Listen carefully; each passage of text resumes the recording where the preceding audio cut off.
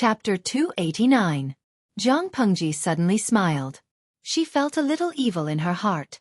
She untied the perfume pouch on her waist and accurately threw it into the carriage. Feng Jin was stunned, but Zhang Pengji moved too fast for him to stop her.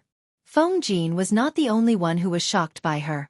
Wei Ci, who was silently reciting the mind-clearing formula in the horse carriage, felt something strange in his arms. He could not help but open his eyes and saw a delicate yellow sachet.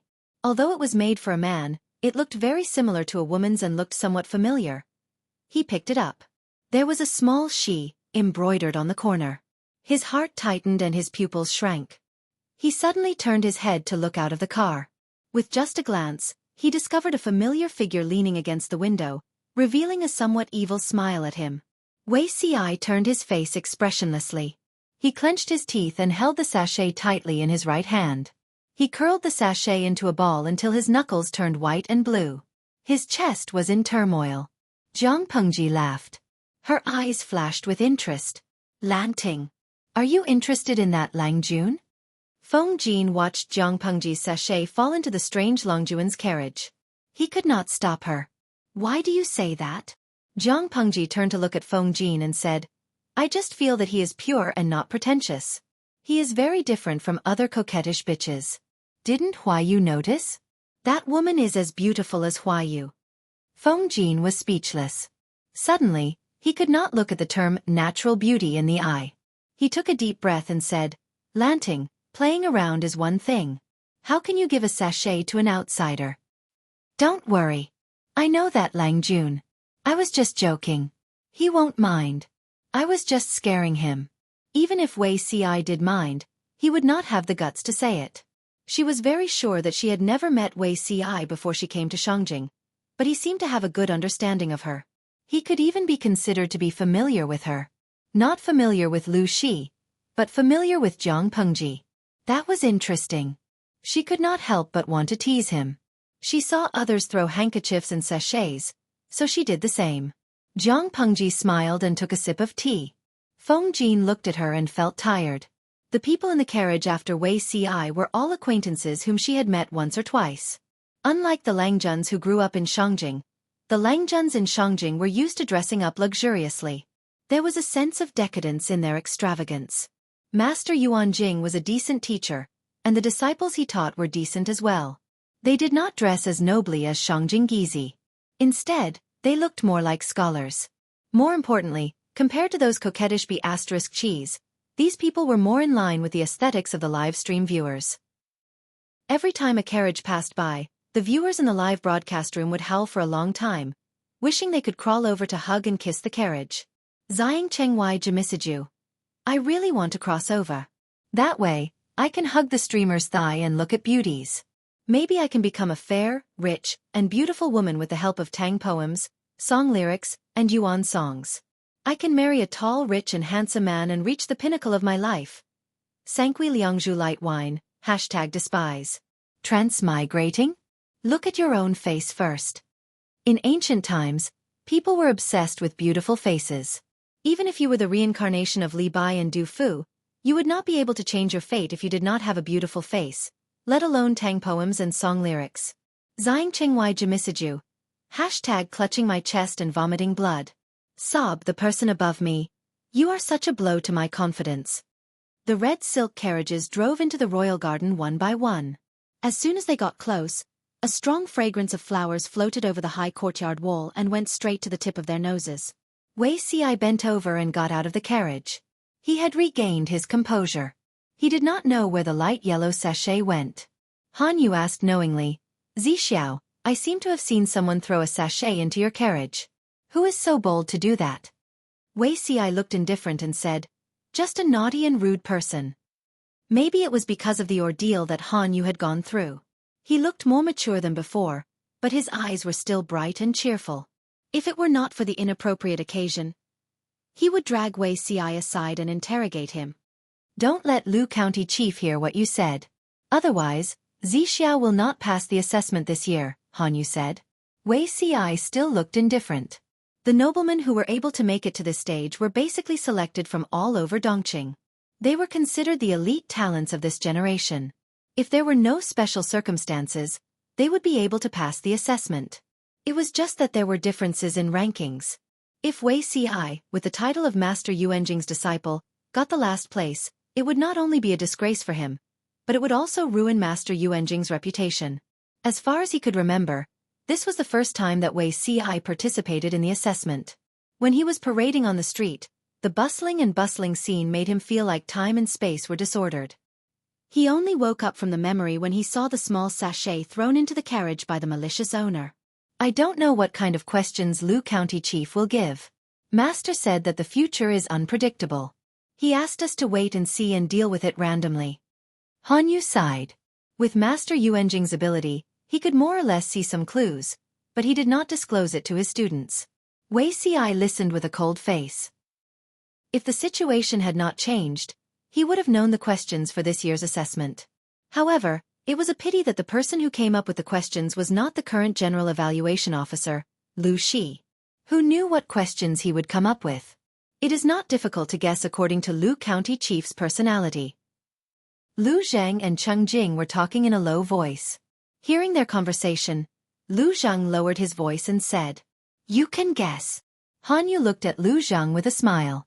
Master Yuanjing once said that Lu County Chief is a pragmatic person. The questions are mostly related to the way of governance, Lu Zhang guessed. Most of the previous assessments were about poems and couplets.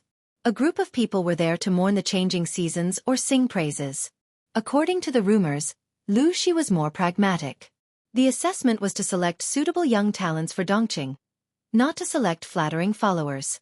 Lu Shi should be different from the previous general evaluation officers. Not to mention other things, the other Langjuns tried every means to find out Lu Shi's preferences. Even their outfits were much thinner. Yes, if it was not to cater to Lu Shi's preferences, Jiang Pengji and the audience in the streaming room would have seen a more gorgeous parade. Xueqi did not participate in this topic. He just listened quietly. Han Yu asked him, "Zixiao, you are most concerned about these things. Don't you have any opinions?" He lowered his eyes and said, "If it was not for my master's request, I really did not want to come here. I don't care what questions Lu County Chief asks. As long as he was not at the bottom, it was more or less acceptable. Yes, he was just there to go through the motions. According to the current selection standards of Dongqing, even if Xueqi was full of talents, he would not be appointed." Han Yu seemed to have thought of something. He sighed and did not insist. On the other side, Jiang Pengji and Feng Jin also arrived at the royal manor. A fragrant wind assaulted them. Although it was late autumn, the royal manor was still filled with flowers. The unknown trees were decorated with bright red flowers. That was where the strong fragrance came from. Chapter 290. Although the royal garden was luxurious, it couldn't compare to the flowers that were blooming all over the mountain. People were dancing under the trees. Young Langjuns dressed in red and green, with makeup and flowers on their hair, walked among them. They took their seats one by one. At a glance, they were even more beautiful than the blooming flowers. Lu Shi wore a snow-green robe and a lacquered gauze crown. He held a rui in his hand. He sat upright with a cold expression on his face. He was already over 30 years old, but he didn't look any worse than those young men. He had a maturity and steadiness that they didn't have. He looked coldly at the Langjuns who came together. Some were smiling, some were frowning, and some were nodding slightly at him. There were hundreds of different expressions, and all of them were romantic. Only the obscure fawning was the same. They were like peacocks spreading their feathers, and they couldn't wait to show off their most magnificent side. Time passed and his eyes drifted. He seemed to have returned to decades ago, when he was one of those nobles. However, he always remembered that he looked calm and composed at that time.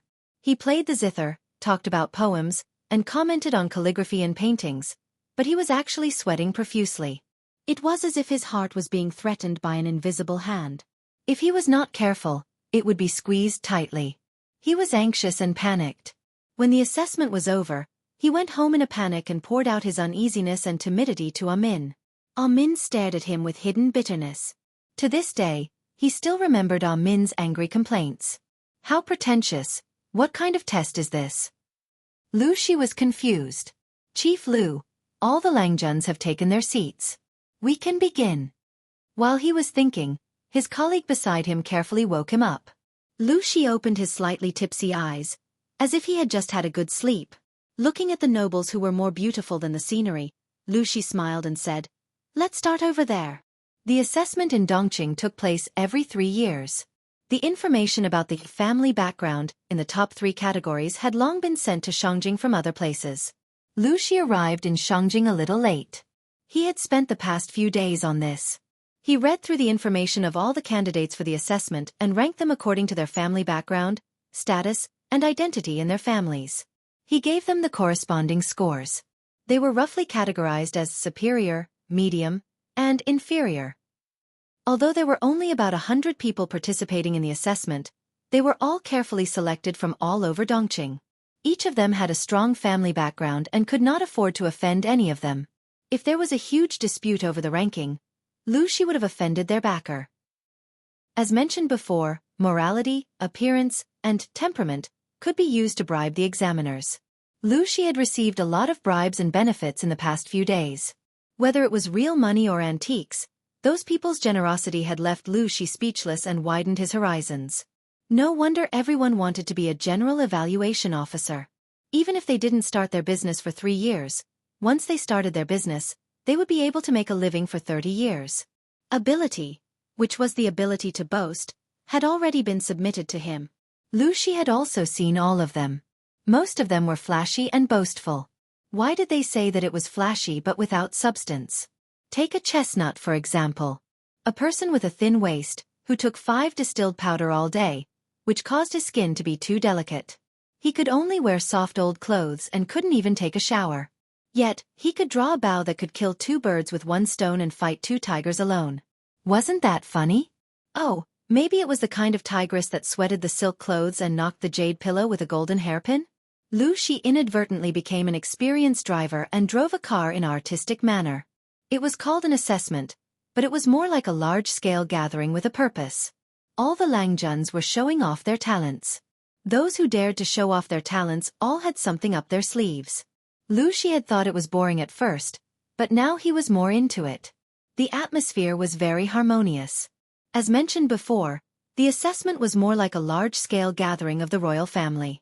Those who participated were not only the nobles, but also many important ministers and their families. The emperor, his concubines, princes, and concubines would all be there. Although there were many people, it didn't seem noisy. Lu Shi didn't remember such a scene. How would Zhang Pengji, who was a future general, know how to deal with it? Fortunately, as the legitimate son of the Feng family, Feng Jin had been through all kinds of big events since he was a child. He could still talk and smile with others with Zhang Pengji, who was a burden. He was like a butterfly flying through flowers. He greeted and talked to everyone he met and didn't forget to introduce Zhang Pengji to them. They were all a group of wily old foxes. Even if they hadn't heard of Zhang Pengji before, they didn't dare to ignore her just because she was the son of Lu County Chief. Zhang Pengji followed Feng Jin and did know many people. Lanting, you don't like to talk to people? Feng Jin sat down in his seat according to his status. He tilted his head and asked her. Zhang Pengji sighed and said, "No, I just feel that the circle of nobles is really messy." Feng Jin was dumbfounded. The circle of nobles was really messy? He could recognize the 4 words separately, but he couldn't understand them when they were put together. However, as smart as he was, he could figure it out just by looking at the literal meaning. "Why do you say that?" Feng Jin couldn't help but laugh. He was not prepared for Zhang Pengji's shocking words, so he moved closer to her and lowered his voice. "Nowadays, men are actually so popular? Even if she came from the future world which was abnormally open, not everyone was gay." However, after meeting so many people with Feng Jin, she sincerely suspected that she had entered a world of pornography. She even had an illusion that she was probably the only straight man in the world. Bah, she was a woman. Feng Jin's snow-white skin was dyed a little red. He said uncomfortably, "Can your eyes not look around?" Zhang Pengji clicked her tongue. "Are you asking me to close my eyes and not look?" When she saw the other party, her brain would automatically think and analyze. Could she be blamed for that? It was a professional habit that she had developed over the years. It wasn't something that she could change even if she wanted to. Feng Jin choked and had a strange expression on his face, but he still added in a low voice. The relationship in the court is messy. As long as it doesn't affect the continuation of the family line, it's very common to become brothers. Many sworn brothers would even buy betrothal gifts for the other half so that the other half could get married and have children to continue the family line. After all, there were 3 ways to be unfilial, and having no descendants was the worst. Longyang's division of peaches was already against the family line. If one of them died because of this, how could he face his ancestors 100 years later?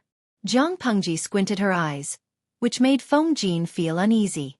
There was always an indescribable feeling in his heart. I'm not interested in this kind of hobby.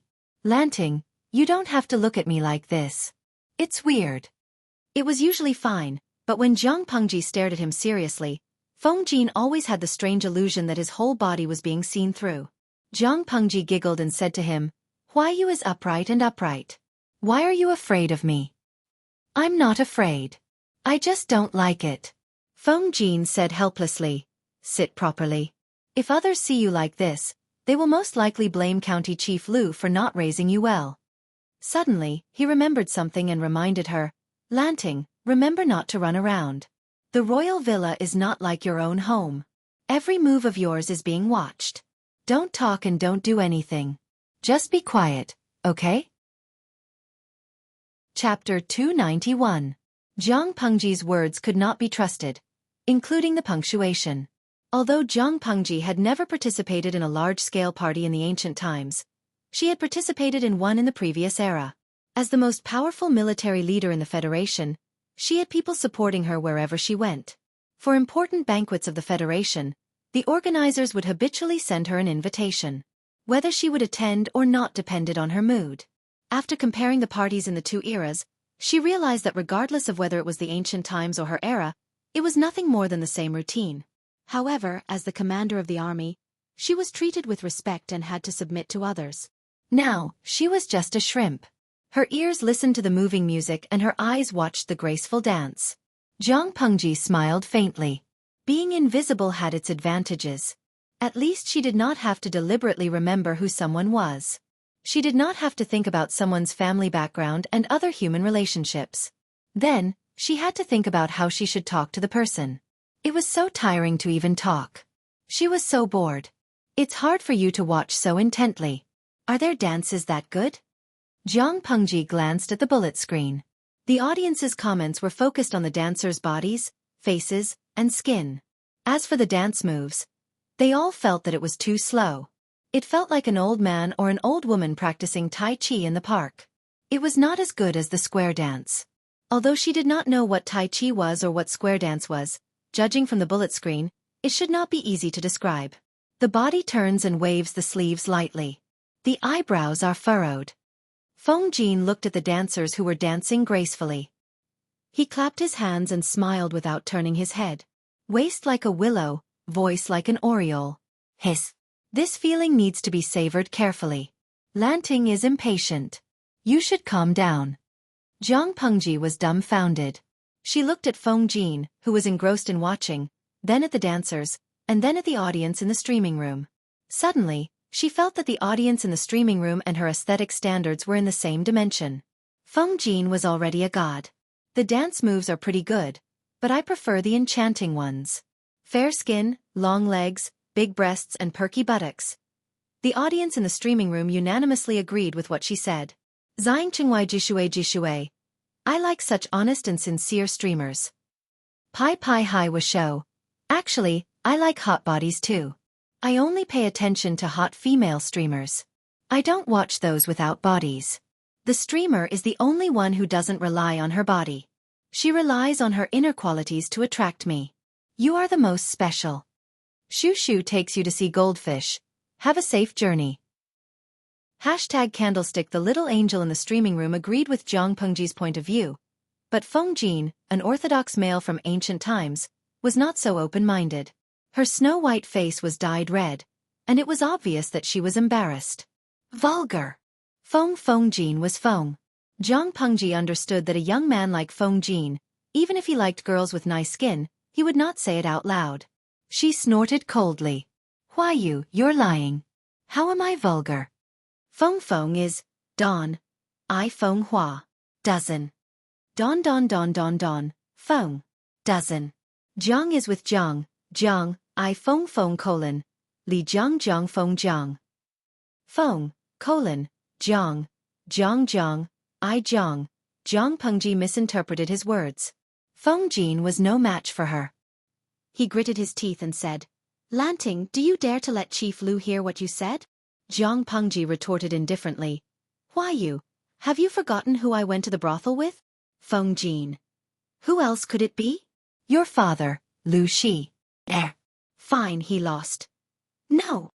Feng Jin suddenly remembered that the girl next to him was a girl, not a boy. Thinking of this, his expression became thought-provoking. He looked like he was constipated. Chief Lu, your daughter is like this. Why don't you take care of her? Lu Shi said. What can I do?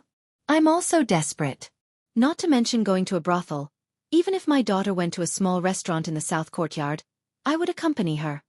Jiang Pengji looked at the hopeless Feng Jin.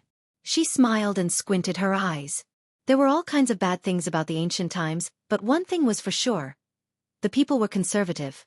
Take Feng Jin for example. No matter how serious he was still a teenager. He was very young. As long as Jiang Pengji put down her pride and put on a do whatever you want attitude, Feng Jin would not be able to do anything to her. Feng Jin drank a lot of wine and looked embarrassed. He asked a maid to lead him to the toilet. Jiang Pengji saw him leave and looked at the empty seat next to her. She raised her eyebrows and stood up. She was quite curious about the royal courtyard of the ancient era. As a qualified streamer, she had to satisfy the audience's needs. Learning from Feng Jin's elegant speech, Jiang Pengji successfully hooked up with a maid in palace attire to lead her away from the banquet. Zhang Chengwai Ji Shui. Granny, I just want to visit the ancient royal garden. I don't want to visit the toilet. If you want to go to the toilet, I don't mind. Jiang Pengji's mouth twitched when she saw the comment. She never thought that the audience in the ancient times would have such hardcore tastes. I wonder if this lady knows where the Langjuns who are participating in the assessment are? I have a few good friends who are in this batch. Looking at the time, the assessment should have started for some time, but I still feel a little anxious in my heart. I wonder if Miss can lead the way for me. The palace maid pursed her lips into a smile. Lang Jun, you are calling me a slave. The rules of the royal garden are strict. Everyone has their own way. A lowly slave like me is not qualified to go there. If you want to go, I can show you the way. You will see it after passing through the garden. Then I'll have to trouble you. The garden in the Imperial Garden was not something the Lu Manor's small garden could compare to. The garden was filled with exotic flowers and plants. Even though it was late autumn, the garden was still blooming with beautiful purple and red flowers. The bright colors dispelled the bleakness and made the garden more lively. It was said that the Imperial Garden in Shangyang Palace was more than 10 times bigger than this one. Usually, only the emperor, the concubines, and the princes and concubines could go there. No one else could get close.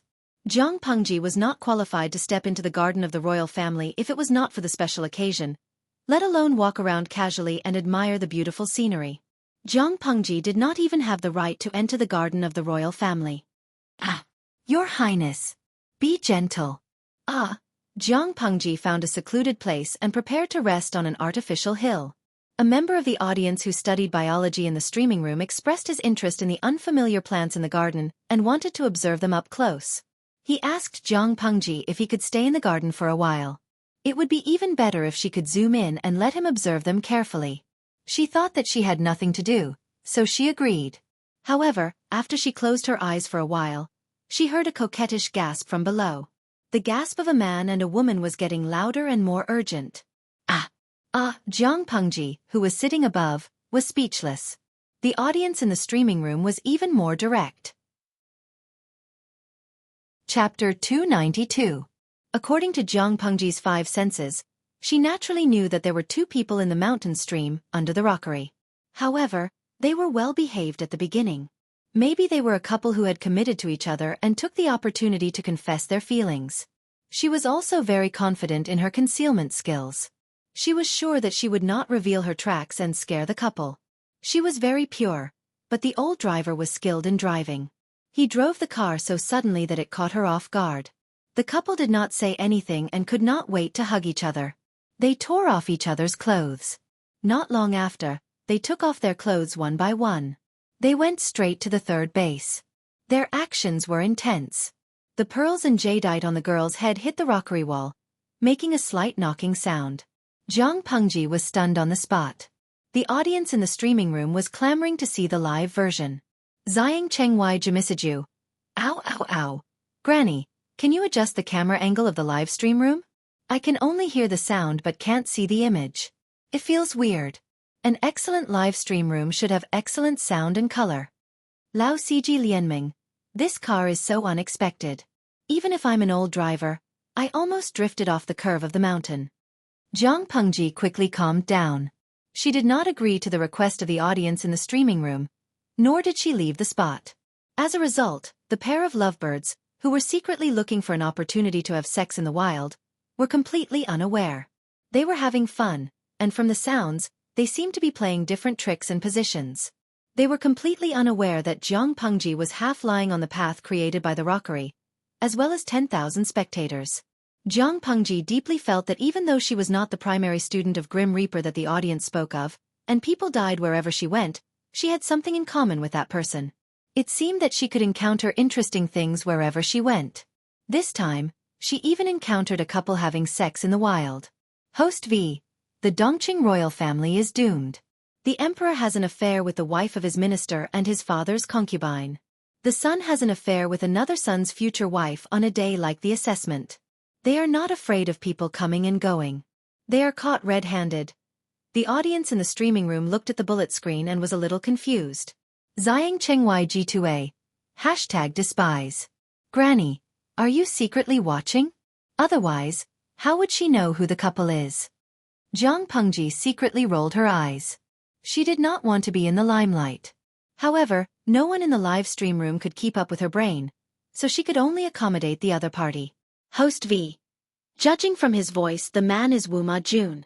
I've met him a few times and he will become my brother-in-law. The expressions of the viewers in the live streaming room cracked. F***CK. Wu Ma Jun. How dare he make a cuckold of the streamer's sister in front of the streamer? Zhang Pengji sent another bullet screen. Host V. The woman is from the northern borderline. Why do you make such a judgment?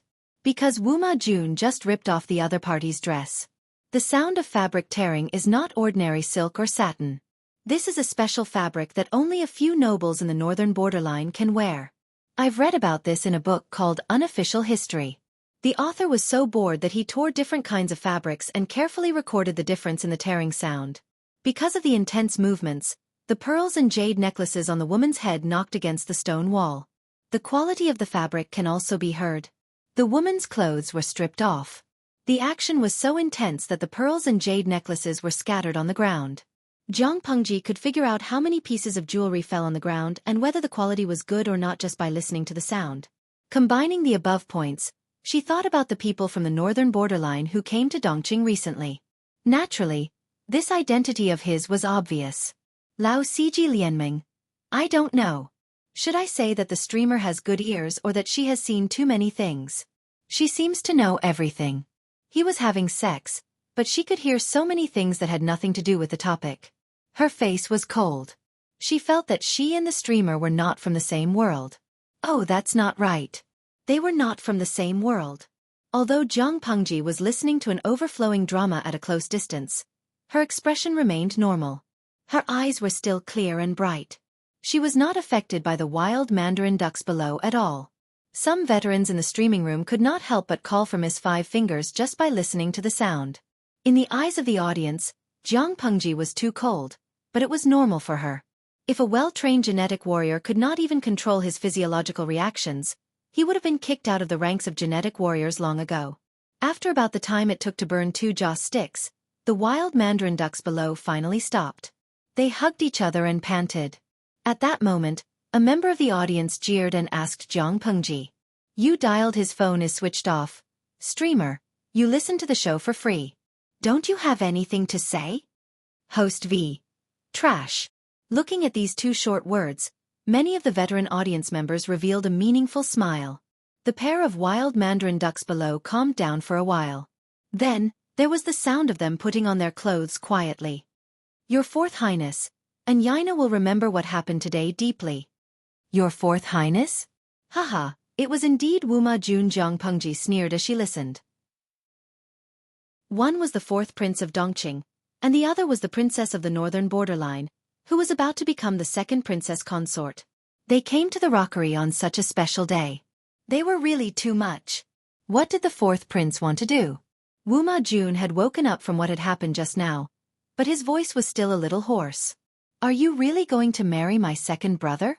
He can't give you the honor you deserve, Wuma Jun said disdainfully. The princess of the northern borderline, whose name was Yaina, sighed softly and said, My father wants me to marry your second brother, so I have to marry him. Which woman in the world hasn't gone through life like this? They are all pitiful people who have no choice. I have no regrets since I gave my chastity to you early on. Jiang Pengji pouted. Princess Yaina was also good at acting. She did not even have a draft when she spoke. She boasted as soon as she opened her mouth. Your Fourth Highness, let's accept it. From now on, I'm your second sister-in-law. We don't have to keep in touch secretly anymore. If someone finds out, they will mistakenly think that the northern borderline is disloyal to Dongqing and that the marriage is just a cover-up. We will be the sinners of both countries. Jiang Pengji had thought that the princess was extraordinary. Now, it seemed that she was not as good as her reputation. No, her reputation was not as good as her reputation. At the end of the day, she just wandered between different men and played with power. The northern borderline wanted the princess to sow discord between the second prince and the Count of Zhenbei's residence, so that the relationship between the emperor and the prince would be at loggerheads. It would be best if Dongqing would never have a day of peace.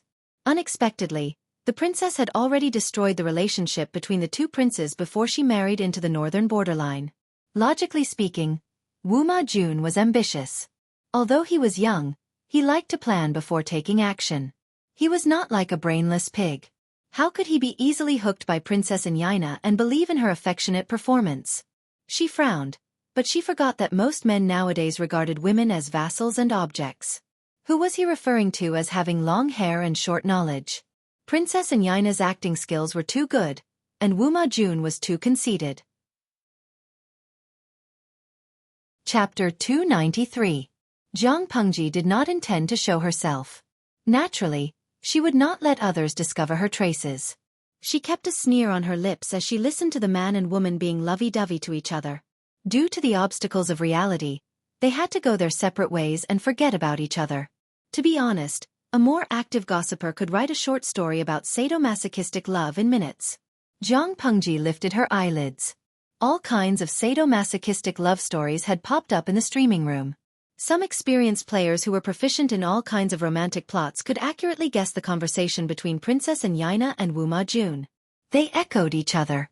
It was simply a trap. If it were not for the situation, Jiang Pengji would have laughed out loud. People who thought they were smart were always the stupidest. In a sense, the man and woman below were a perfect match. Jiang Pengji was happy to watch a good show, but the audience in the streaming room did not quite understand. Canteen Daffin Auntie. Granny, isn't Wuma Jun your sister's future husband? He's cheating on you in front of you. Don't you have any temper? I'm looking forward to your sister complex acting up and beating up Wuma Jun and his little mistress. Not only was the audience looking forward to it, but the entire audience in the streaming room was looking forward to it. They had long been accustomed to Jiang Pengji's unreasonable and protective style. Even if she was a concubine's sister, in ancient times, she would be the daughter of a concubine or an illegitimate daughter or a mistress in modern times. However, this was ancient times. Concubines' daughters also had human rights. It was justifiable. They did not think about how Jiang Pengji would fight for justice for the daughter born of a concubine. However, Wuma Jun was having sex with another woman in broad daylight before marrying her. He was a jerk. According to the streamer's temperament, she would definitely come forward and beat him up. Jiang Pengji smiled. After testing Lu Shi in Chongqing Alley, she had basically figured out the identity of the daughter born of a concubine in the manor. In other words, the daughter born of a concubine was not on the same side as the Lu family from the moment she was born. It was impossible for them to be on the same side in the future. As for sibling love or brotherly love, there was no trace of it at all. Lu Shi had taken this into consideration. He had secretly instructed the second wife and Madame Dai to separate Lu Shi from the daughter born of a concubine. They had never interacted with each other before, so naturally, there was no relationship between them. Lu Shi knew that the mistress's daughter had an unusual identity and was most likely on the opposite side. Lu Shi intended to marry the mistress's daughter to Wu Ma Jun. It was obvious that he had dug a trap for the kid to jump into. Under such circumstances, Jiang Pengji still stood up for the mistress's daughter. She had nothing better to do. Host V. You want to mess with Wu Ma Jun and Enyina? Heh, it was only a matter of time. The path that Jiang Pengji wanted to take, these two were stumbling blocks. Perhaps they were small gravel or pebbles. Sooner or later, she had to kick them away. However, the reason couldn't be to vent his anger for a concubine sister who had nothing to do with him. Obviously, the audience in the streaming room liked to join in the fun without using their brains. No one could tell that Jiang Pengji was playing with words. Princess Enyina watched Wu Ma Jun leave the rockery affectionately. She stayed where she was and carefully cleaned up her appearance. Then, she left with a normal expression. Jiang Pengji continued to sit there, unmoving like a mountain. After a few breaths, Enyina, who had already left, returned. Jiang Pengji raised her eyebrows. The princess, who was expected by the royal family of the northern borderline, was quite capable. Enyina didn't notice her, but she was very suspicious. She pretended to walk far away and quietly turned back to take a look. When Enyina's aura was completely gone, Jiang Pengji jumped off the rockery with ease. The ventilation there was smooth. The aura left by the couple's mischief was so weak that it was almost undetectable. However, for Jiang Pengji, whose 5 senses were different from ordinary people, her nose was filled with a strange smell. She frowned slightly, and there was some disgust and contempt in her eyes. She slightly controlled her 5 senses, and the nauseating aura became much lighter. She took off another perfume pouch from her waist and sniffed it gently. Only then did she feel better. Wu Ma Jun and Enyina left one after another. Jiang Pengji chose another winding path and left the rockery after making several turns. It was a special day. The garden, which was usually quiet, was more lively. Many noble ladies, who were gorgeously dressed and exquisitely dressed, were touring the garden together. Their eyebrows or foreheads were decorated with delicate red flower ornaments. The bright red color made the skin around them look even fairer and more delicate. The current atmosphere in Dongqing was not too closed. Although men and women touring together would be criticized, it was not a big deal. Therefore, apart from these noble ladies who were more beautiful than flowers, there were many young men in elegant clothes in the garden, beside the waterside pavilion, and in the gazebo. Out of tacit understanding, both parties were clearly separated. Even if they were familiar with each other, they would only look at each other from afar, separated by a small forest or a cluster of flowers. They would quickly look away. The evaluation day was not only related to the future of the noble son's officialdom, but it might also affect their marriage. Jiang Pengji was naturally a noble son, but she was still young. She was still young and small in stature, but her facial features were very distinctive. She was more feminine yet full of heroic spirit. After a few years, when she had completely grown up and gained some scholarly honors and fame, this was the image of a husband in the eyes of many aristocratic ladies. The most important thing was that she had to be handsome. It was not masculine, but a beauty that was mixed with the gentleness of a woman. It was best if her gender was indistinguishable. Not only that, her figure had to be tall and thin, her temperament had to be as gentle as jade, and she had to treat people gently. She had to be knowledgeable and talented. Avoiding the path that the noble ladies took, Jiang Pengji looked around and went to the octagonal pavilion that was on a higher ground. Standing there and looking into the distance, those with better eyesight could see the scholars who were participating in the evaluation. When she went over, there were already 3 unfamiliar men sitting in the octagonal pavilion. Jiang Pengji did not know them, so she just nodded politely. They did not mind Jiang Pengji coming over to disturb them. Instead, they smiled and turned their heads to continue chatting with their friends. The fallen petals were in profusion. The falling petals moved with the wind and covered the ground. Hundreds of scholars were scattered along the riverside and in the small forest. Graceful maids shuttled back and forth while carrying fine wine and delicacies. Occasionally, the sound of elegant music could be heard. Jiang Pengji and the audience in the streaming room were silent. Their expressions were subtle. How could this be called an examination? Oh no, this was an evaluation. Lao Ciji Lianming, I probably went to a fake school. Shaoxiang Huashi Si Lu Si, I probably met a group of fake teachers. Sans Hisong Shu Ningshi, I probably did a bunch of fake test papers. Bing Tang Lemon Guetang, I probably entered a fake examination hall. Jiang Pengji, separated by such a distance, others could only see a blurry figure, but it was different for Jiang Pengji. She could see all kinds of people. At that moment, Wei Si's bun was slightly different. He raised his hand and touched it. A blooming beauty's sleep fell on top of his head. The beauty's sleep only bloomed in autumn and winter. The colder it was, the more beautiful it was when it bloomed. Its fragrance assailed one's nostrils. He looked at the flower and was slightly lost in thought. Not knowing what he was recalling, his expression became a little bitter. At that moment, he seemed to have sensed someone's gaze. He quietly looked over. Even though he could only see a blurry figure, how could he not recognize it? Chapter 294. Although Dongqing's aristocratic families were becoming more and more outrageous, it was undeniable that the children from those aristocratic families were indeed capable. There will always be talented people in every generation. Sigh, it's really one wave pushing the other. These young people are really amazing. They are all the pillars of the country. The deputy examiner beside Lu Shi sighed with emotion. The other examiners echoed in unison. Why else would they say that they are young talents? The world today will soon be theirs. It's good to be young. In a few years, perhaps old bones like us will have to give up our positions to the more capable. Nowadays, these young juniors really make one envious. A great scholar spoke. His sideburns were white and his face was full of wrinkles. However, his skin was rosy and he was full of vigor. The triennial assessment was a very important day for Dongqing. Although Lu Shi was the general examiner, there were more than 10 deputy examiners beside him. They were either old ministers in the court, famous scholars, or learned scholars.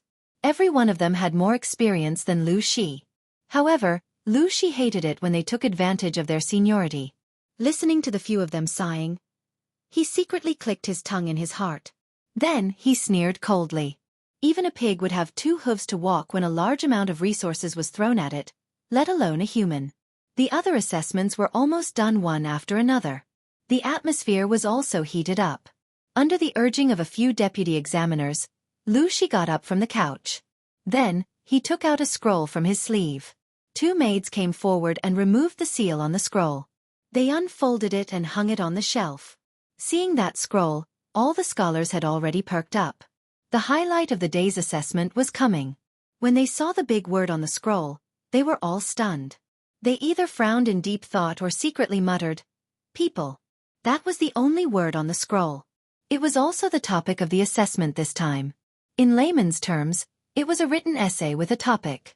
The examiner gave the topic and the students answered it freely. There was no limit to the number of words, the format of the content, and the theme of the article.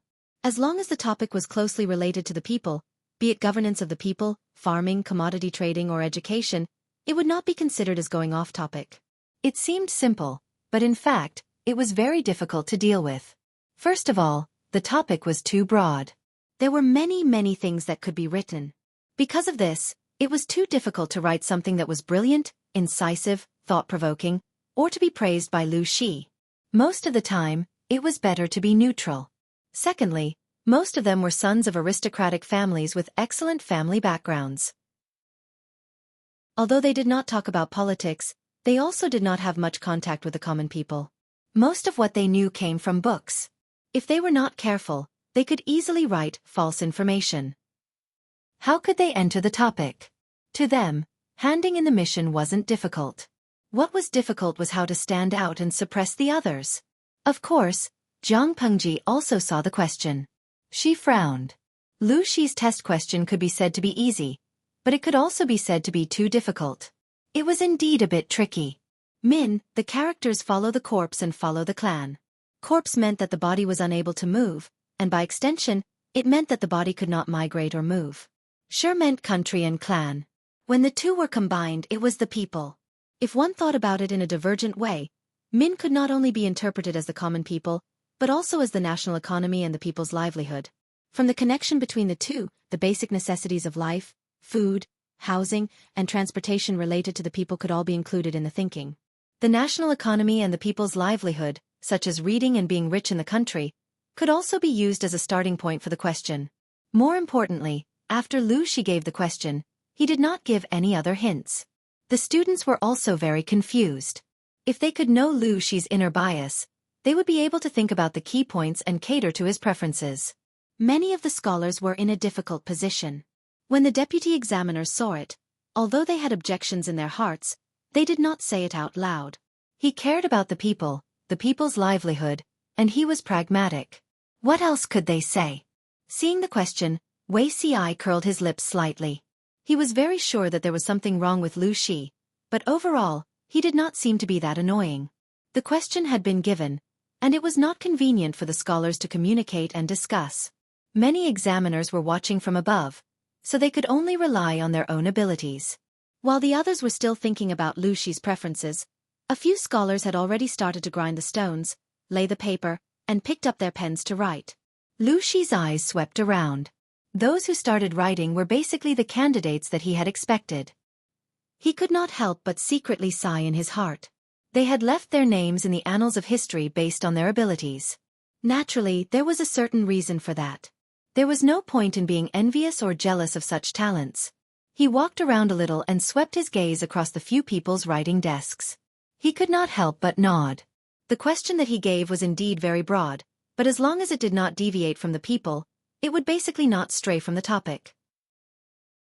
Rather than being greedy and wanting to state countless contents in a short space of time, which would result in the essay being empty, it was better to seize a point and focus on explaining it.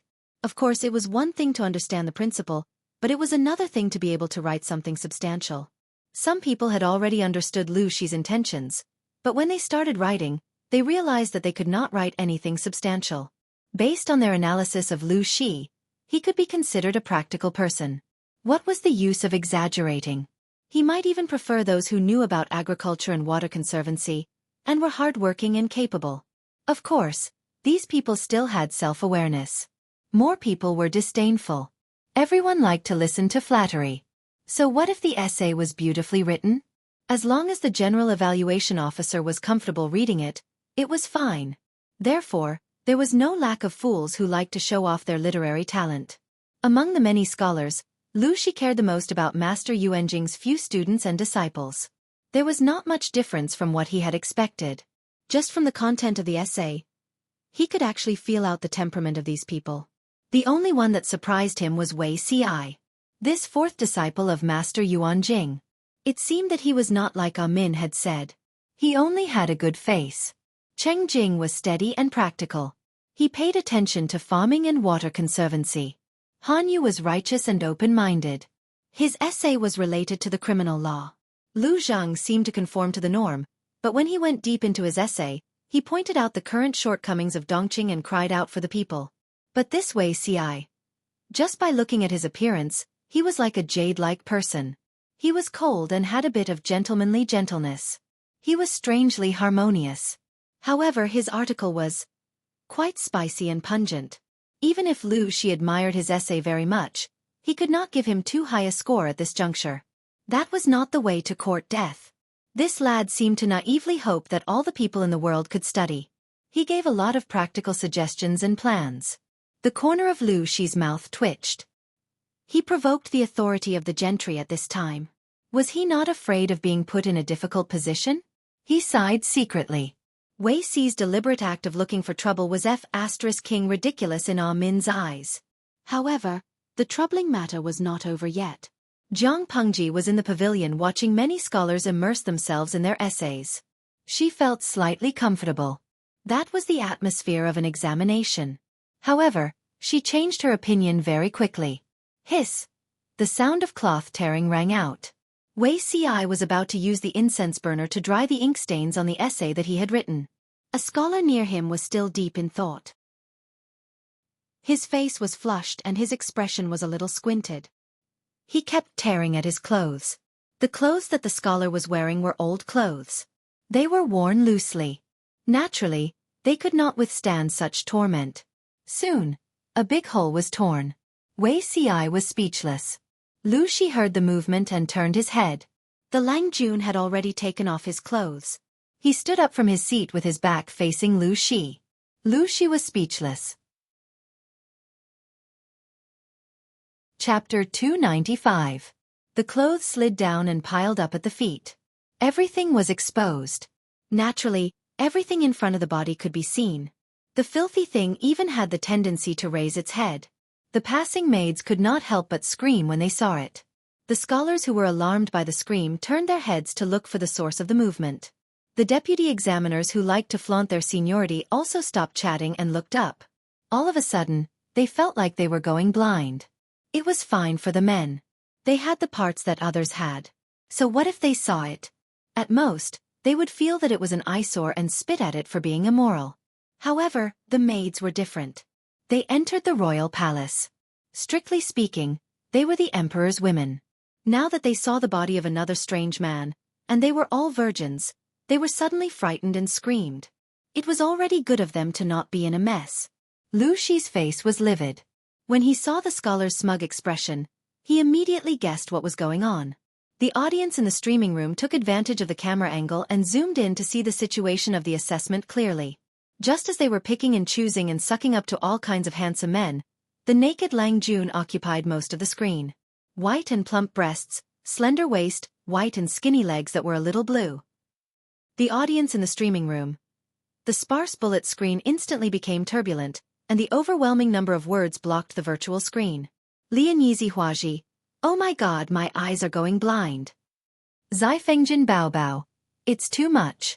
My mother was watching the streaming just now. Suddenly, a high-definition breasts appeared.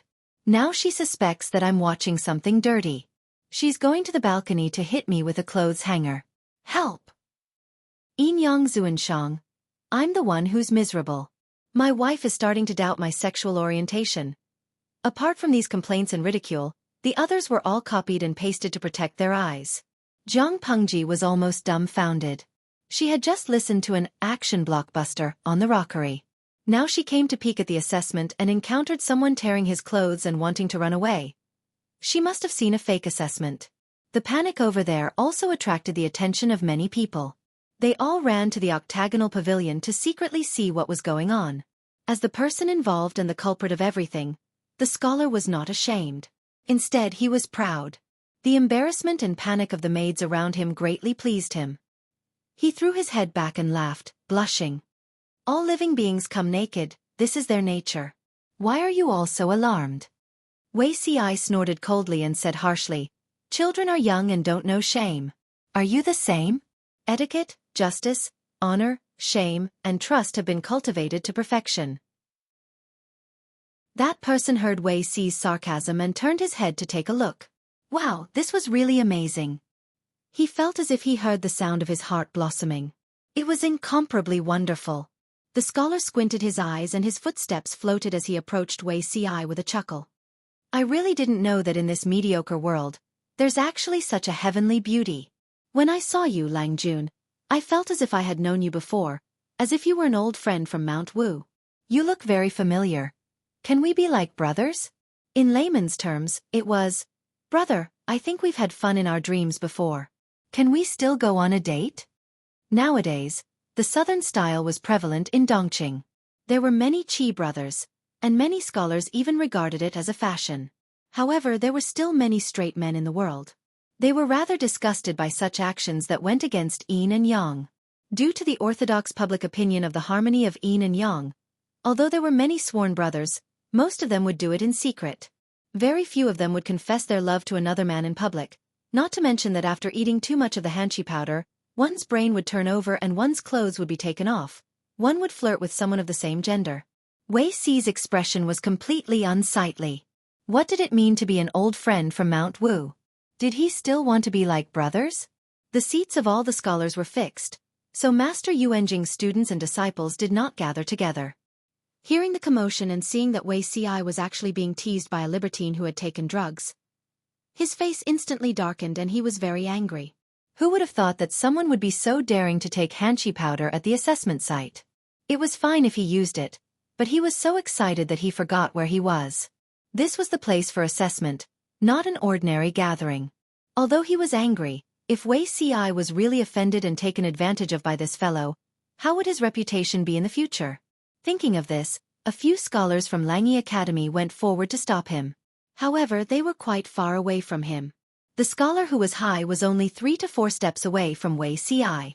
Comparing them, it was obvious who would be the first to seduce Xueqi.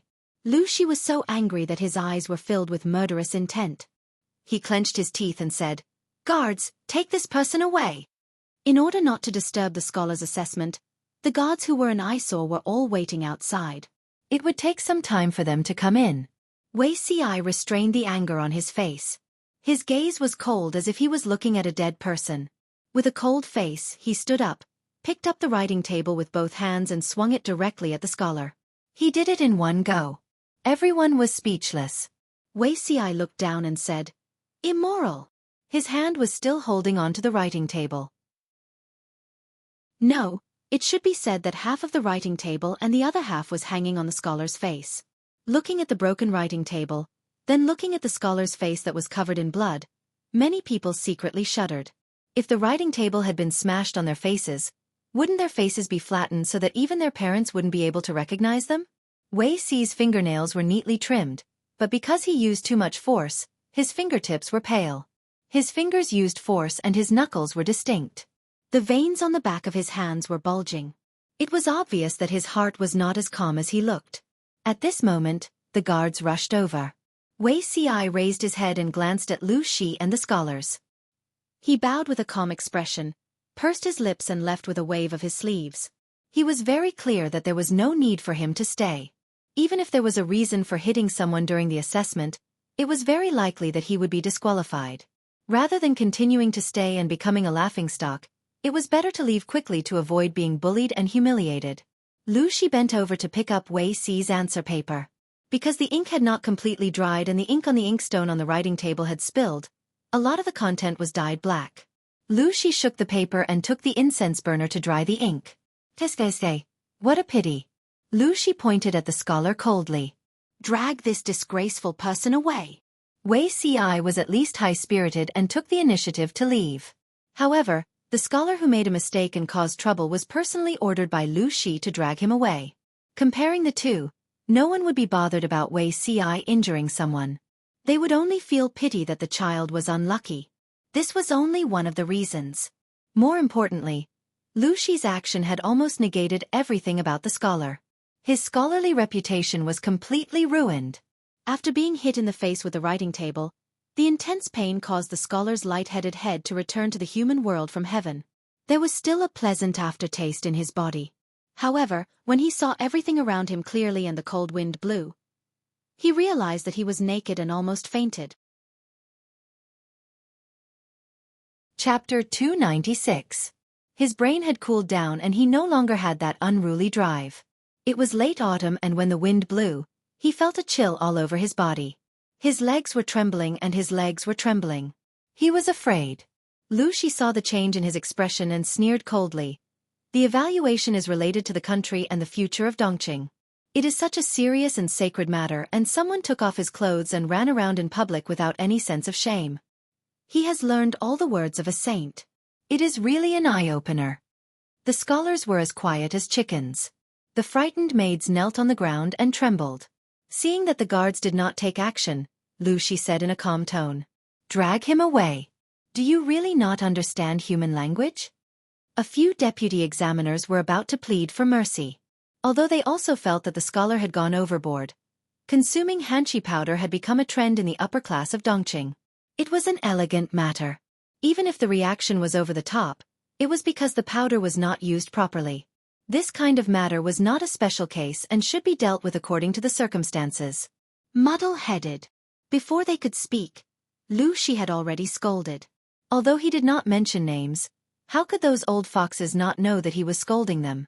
Instantly, their expressions were as colorful as a palette of colors. The guards lowered their heads, but in the end, they still dragged the man away.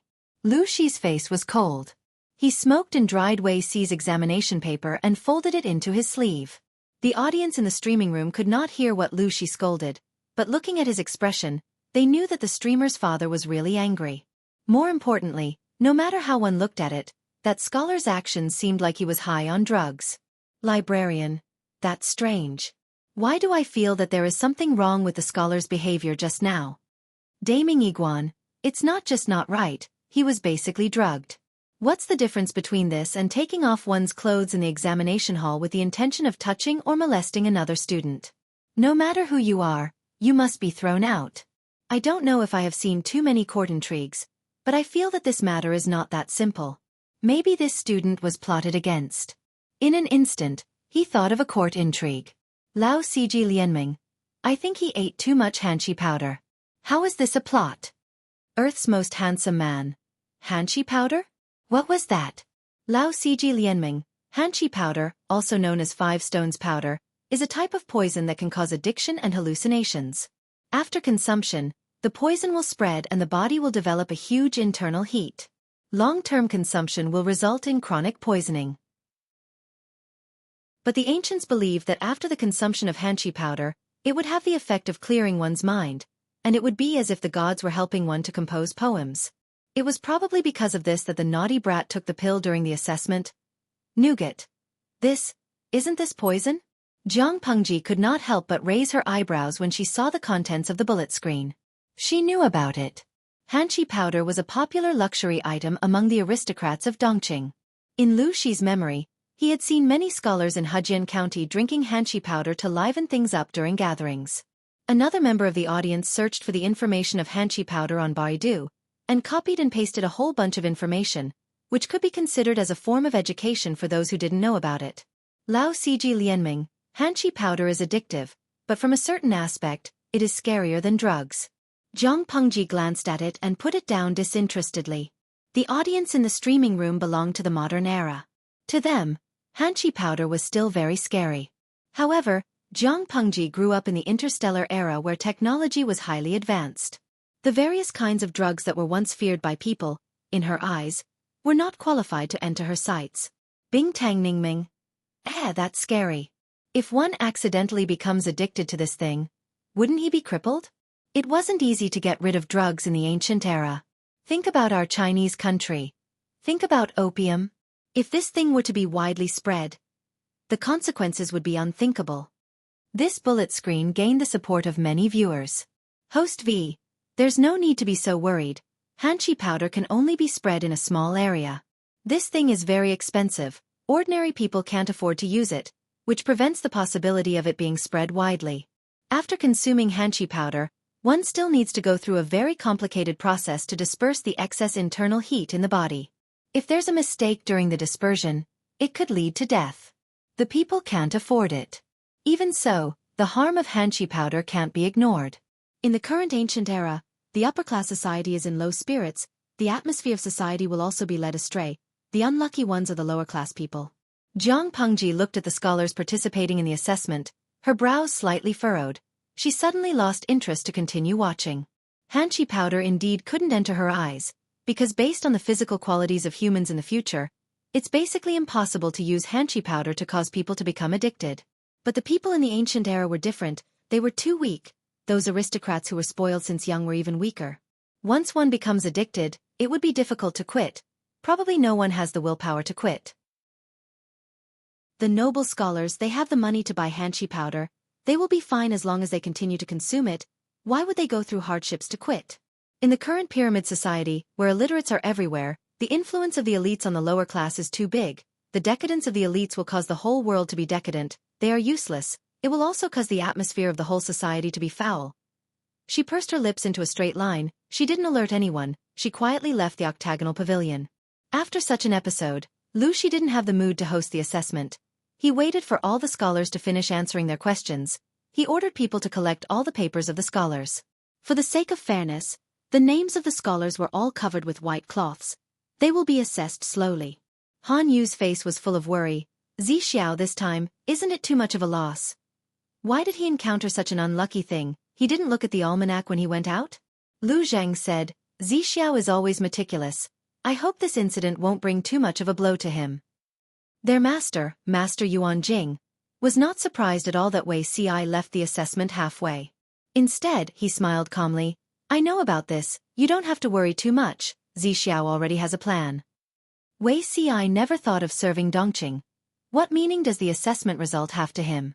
If it wasn't for Master Yuanjing's request, Wei Ci wouldn't be there today. Zhang Pengji walked back and coincidentally met Feng Jin, who came out to look for her. This is an important place for the royal family. Didn't I tell you not to wander around? Feng Jin looked her up and down.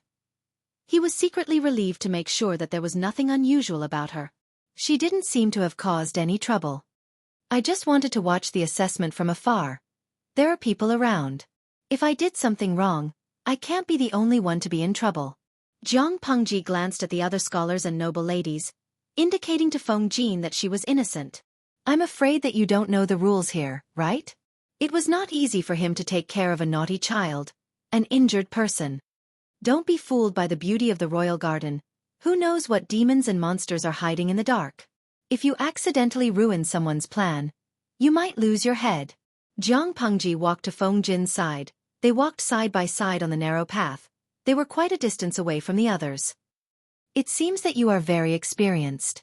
I just found Wuma Jun and a girl named Yaina in the rockery cave. Tieskeze. It was intense. Is this a big deal? Chapter 297. Yaina. This name doesn't belong to a woman from Dongqing at all. Is she from a different tribe? Feng Jin's expression changed, and an ominous premonition flashed in his heart. Zhang Pengji raised her hand and pointed to the north. She smiled meaningfully. Feng Jin understood, but he was not happy that he had guessed the other party's identity. Instead, his face turned pale. The decree of marriage has been issued. She's the fourth sister-in-law of His Highness. How dare Wuma Jun? Brother-in-law and sister-in-law are having an affair. Does Wuma Jun know what he's doing? Zhang Pengji rolled her eyes contemptuously. Wuma Jun is carrying forward the virtues passed down from his ancestors. Besides, Yaina has ill intentions after marrying into the royal family. She seduced Wuma Jun, and he has his own plans. Won't they be together? According to Wuma Jun's ambition, even if Yaina did not seduce him on purpose, would he be able to protect his belt? Neither of them were good people. Feng Jin hesitated and did not move forward. His heart was full of struggle. This matter, Zhang Pengji said in a low voice. Why are you so worried about the scandal of the royal family? Your father has retired from his official post and is waiting for the situation to change. Do you still want to risk your life for Dongqing? Even if you say that Yaina and Wuma Jun are having an affair, what evidence can you show? The marriage between the northern borderline and Dongqing is already set in stone. Any obstacles in between will be eradicated.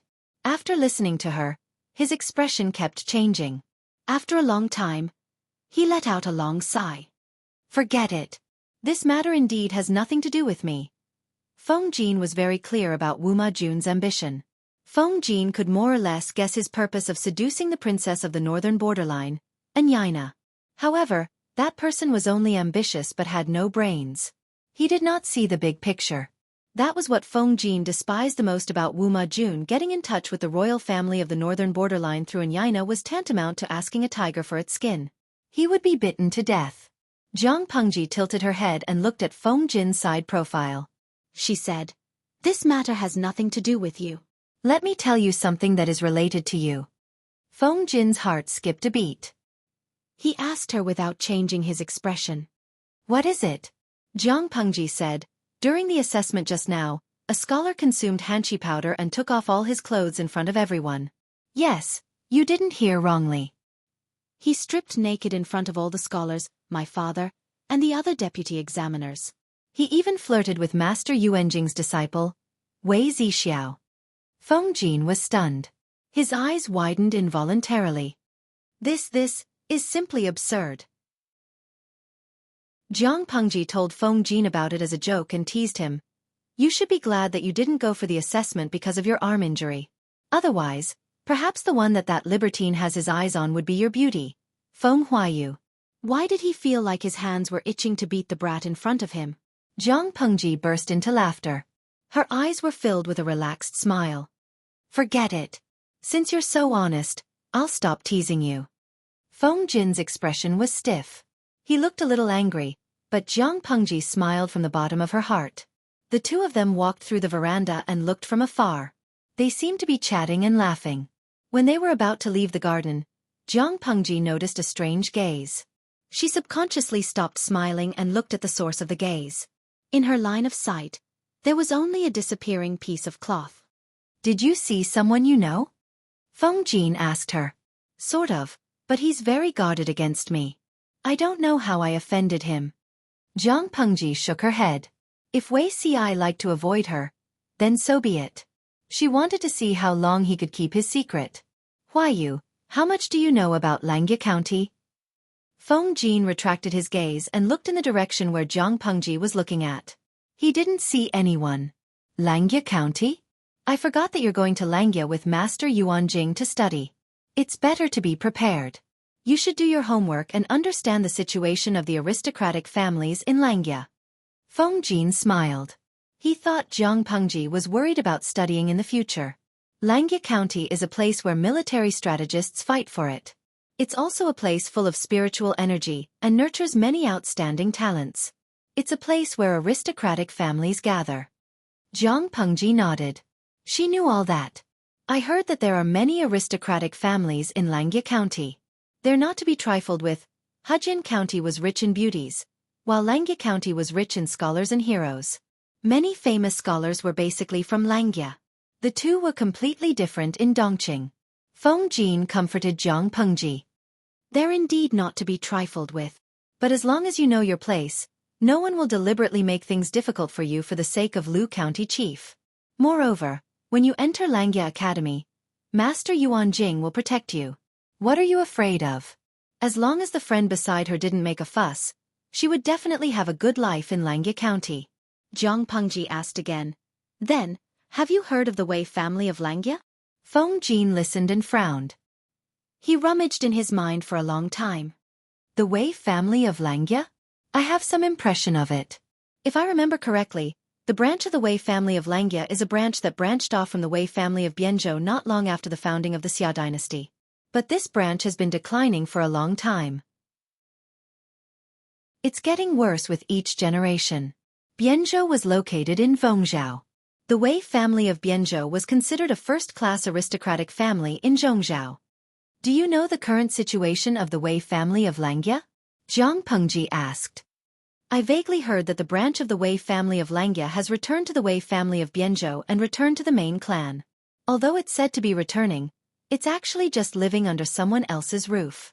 But if they don't do that, they may completely fall from grace and become a commoner."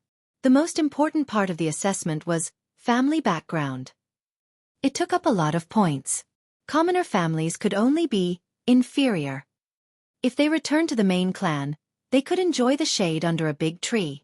After all, they were an ancestor. Regardless of how they lived, at least they would be a well-known aristocratic family, and not a commoner family. Jiang Pengji frowned and said, "Huayu, do you mean that the Wei family of Langya has moved back to Zhongzhou?" If that was the case, Wei Ci shouldn't be from the Wei family of Langya. Was it just a coincidence of the surname? It should be. Feng Jin shook his head and said with pity, "It's impossible for the branch to return to the main clan under normal circumstances. The Wei family of Langya made such a choice because they were at the end of their rope. They had no choice but to do so. Why is Lanting interested in this?" She shook her head and said, "It's nothing. I'm just asking out of curiosity." The two of them talked as they walked. When they returned to the banquet, they watched the singing and dancing for a while. Jiang Pengji saw someone taking hanshi powder in public not far away. His expression was one of enjoyment. She was startled and suddenly thought of something. "Huayu, do you know when hanshi powder became popular in Dongqing?" Chapter 298. Isn't there an approximate time? Jiang Pengji had some guesses in her heart, but she didn't have any concrete evidence. She had read so many books before, and there were indeed some records about hanshi powder. According to unofficial historical records, in the previous dynasty, there was a wandering necromancer who presented a magical prescription to the emperor of the Xia kingdom that could extend one's lifespan and strengthen one's body. It could allow a man to have sufficient yang energy and be vigorous in bed. That prescription was hanshi powder, and it had the effect of treating typhoid. Before the 5 kingdoms separated into Xia, This Hanqi powder had always been a secret prescription of the palace. It wasn't leaked to the public, and only the emperor could enjoy it. Later on, when the 5 kingdoms separated into Xia, the Hanqi powder that was once regarded as a god disappeared without a trace. When it reappeared, it became a popular trend pursued by the nobles. Feng frowned and shook his head, saying, "I'm not sure about this. If Lanting is curious, I'll go back and check it out for you." Pengji nodded, "Then I'll have to trouble you." Feng turned his head and thought about it. He felt that Pengji's sudden questions were a little weird. What's the problem with this Hanqi powder?" Pengji sneered. "The problem is huge. Take a look, those who have been consuming Hanqi powder for a long time, which one of them still has energy? They are muddle-headed all day, as if they are going to meet their ancestors at any time. They don't have the heart to do proper work, and their actions are absurd. Their temperament is even more unpredictable. Now after consuming Hanqi powder, they still strip in public. Under normal circumstances, who would strip naked and expose their body to outsiders? Feng had always heard about how good Hanqi powder was, and how comfortable it was after consuming it, but he had never touched it. If he were to indulge in Hanqi powder like those idle playboys, not to mention anything else, his father Feng Ran would be the first to not let him off. Hearing Pengji's reminder, he came back to his senses, and vaguely understood something. Hanqi powder is addictive, Pengji said with a cold face. She did not care about such outdated things, but the physical qualities of the people in ancient times were too poor. The possibility of addiction was high. If you take it for a long time and want to quit, the process is extremely painful. Ordinary people can't bear it. Feng Jin's expression turned a little strange. But this Hanqi powder is mostly used by nobles. The common people will not be implicated, Pengji sneered. Look at what you're saying. It's as if the people at the helm are the people. Feng Jin was speechless. After a while he said, "Jin will investigate this matter when I get back." Pengji lowered her eyes. She wasn't sure if the Hanqi powder was a conspiracy, but she was sure that this thing was like a catalyst, which stimulated the original hidden danger. After leaving the royal courtyard, she sat alone in the carriage, her face cold as she flipped through the information about Hanqi powder that the viewers in the live streaming room had found. It was almost the same as what she saw in the unofficial history. In the dimension of the viewers in the live streaming room, Hanqi powder was initially used to treat typhoid. But because of some people who were courting death, they changed the prescription, causing the medicine to become poisonous. It was spread to the aristocrats and became a popular consumption trend. In the current dimension, Hanqi powder was presented to the emperor by the wandering necromancers as a good prescription for health, but the emperor of Xia used it wantonly. After the 5 countries divided into Xia, the secret prescription of Hanqi powder was also spread to the hands of a certain country. This harmful thing. Pengji couldn't help but shake her head. Back at the Feng residence, Takshu had already prepared hot soup and clean clothes. Pengji went to take a bath. Her long hair was still wet. Takshu used a dry cloth to wipe her hair and absorb the water. Xiaoyu, help me get the Great Universal Geographical Map. Pengji unfolded the Great Universal Geographical Map. The contents on it were personally copied by her. There were many small words on it. Her long hair was almost dry. Pengji let Takshu leave and said to Xueqi, "Father is probably going to retire." Xueqi was shocked after hearing that. He couldn't help but raise his head to look at her. "Our master is going to retire? But how old was Lu Shi?" He wasn't even 40 yet. He had just passed 30 years of age. Why was he thinking of retiring? Hu County is a hot potato. If it wasn't for father's strong hand, how could he have defended it until now? Pengji's eyes flashed with coldness. The 2 prefectures near Hu County had a food shortage. Who wouldn't be jealous if they managed to survive with just Hu County? Not only will the aristocrats be jealous, but the emperor is even more jealous. I think he's going to cause trouble. Father already had the intention to retire before he came to Shangjing. I think this matter is going to end like this. Xueqi frowned and said softly, "But if Master loses Hu County, he won't be able to rest easy without someone to rely on." After all, although Lu Shi didn't kill all the aristocrats in Hu County, he offended a lot of them. Pengji said, "That depends on how you choose. Hu County's terrain is easy to attack and difficult to defend. Moreover, the military is weak. If it's Dongqing, this place will definitely become a fat piece of meat that everyone covets. What's the difference between this and a toddler carrying gold in a busy market? Rather than having food in your hands and not being able to protect it, it's better to give it up temporarily and move to another place as soon as possible. After hearing that, Xueqi was silent for a while and said, I think that if you submit a memorial to retire, you will most likely be promoted to a prefecture magistrate.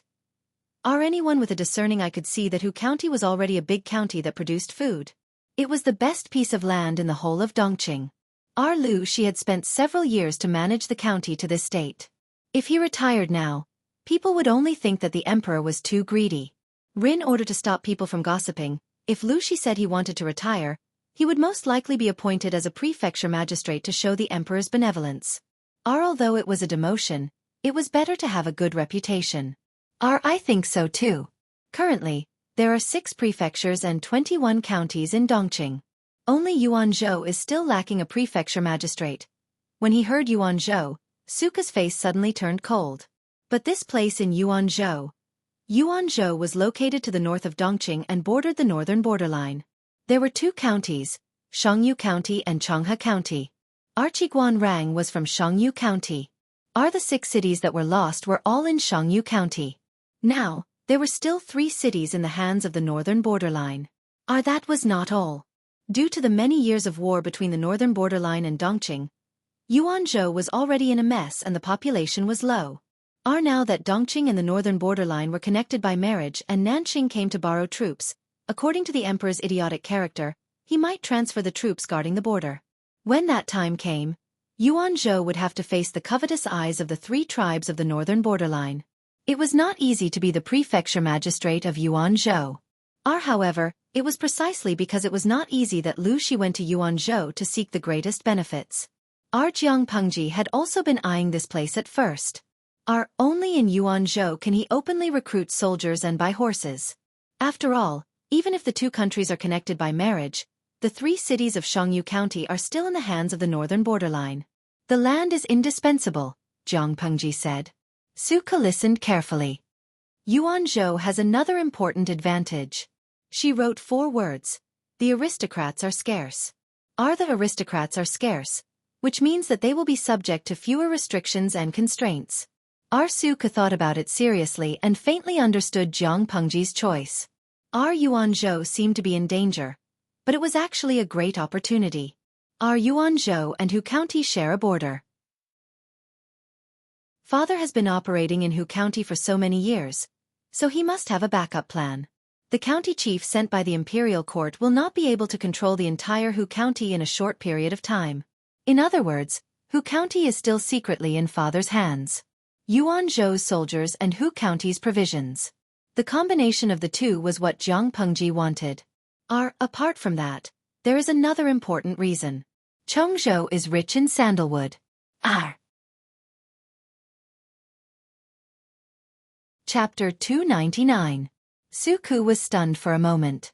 He did not understand the connection between Chongzhou's abundance of red sandalwood and her preference for Chongzhou. Don't underestimate this Bai Tan. Jiang Pengji smiled and revealed a hint of gentleness. In the beginning, my goal was not Chongzhou. But because of this Bai Tan, I changed my mind. If father is appointed as the magistrate of Chongzhou, many plans can be started. Jiang Pengji wanted to disrupt the current system of passing on knowledge. The first problem was not facing the censure of the aristocratic families, but the carrier of the books. Our bamboo slips were heavy and the cost was high. Therefore, even if a family of a few people worked for a lifetime, they would not be able to support a scholar. Although bamboo paper was good, it had some shortcomings. The annual output of the paper workshop was limited. Apart from the need to control the output due to its rarity, the other reason was the limited raw materials. The forest in Hejian County was dense, but there were very few bamboo forests. The quality of the bamboo would also affect the quality of the bamboo paper. Taking the means of transportation in ancient times as an example, in order to save as much money as possible, the production materials had to be sourced locally. Therefore, most of the bamboo paper produced by the paper workshop was sold to various aristocratic families. The other portion was used for their own use. The scale of production had never been expanded. Jiang Pengji's ambition was not limited to this. The output of bamboo paper could not satisfy her needs. Naturally, she had to find another way. Jiang Pengji searched through all kinds of wood and found the wood that was the closest to the green sandalwood tree. The audience in the streaming room said that they used rice paper in ancient times, and one of the raw materials for rice paper was the green sandalwood tree. Our red sandalwood has a hard and dense texture. It is tough and resistant to wear and tear. It can be made into sturdy and durable farming tools, furniture, and axles. Its stem, bark, and branches are even more useful. Jiang Pengji said in a low voice. She wrote a word on the table with her finger. Our paper. Xueqi understood, and his eyes seemed to light up a few degrees. Really? Jiang Pengji nodded. The paper workshop's technology for making bamboo paper was very mature. Even if they changed the raw materials, they could make new paper after some experimentation. The raw materials were cheap, and with the support of mature technology, this meant that the cost of the new paper would be much lower, at least cheaper than it was now. Xueqi rubbed his hands together in agitation. Once he thought about how he could buy a lot of bamboo paper at a low price. His heart trembled. But if Chongzhou accidentally falls into the hands of others, then, wouldn't my plan be? Jiang Pengji said. Therefore, I still need to inform my father about this matter. Try to think of a way to operate it and take over Chongzhou openly. Based on the current situation, it would not be difficult to take down Chongzhou. What he was afraid of was an accident along the way. I do need to discuss this matter with Master.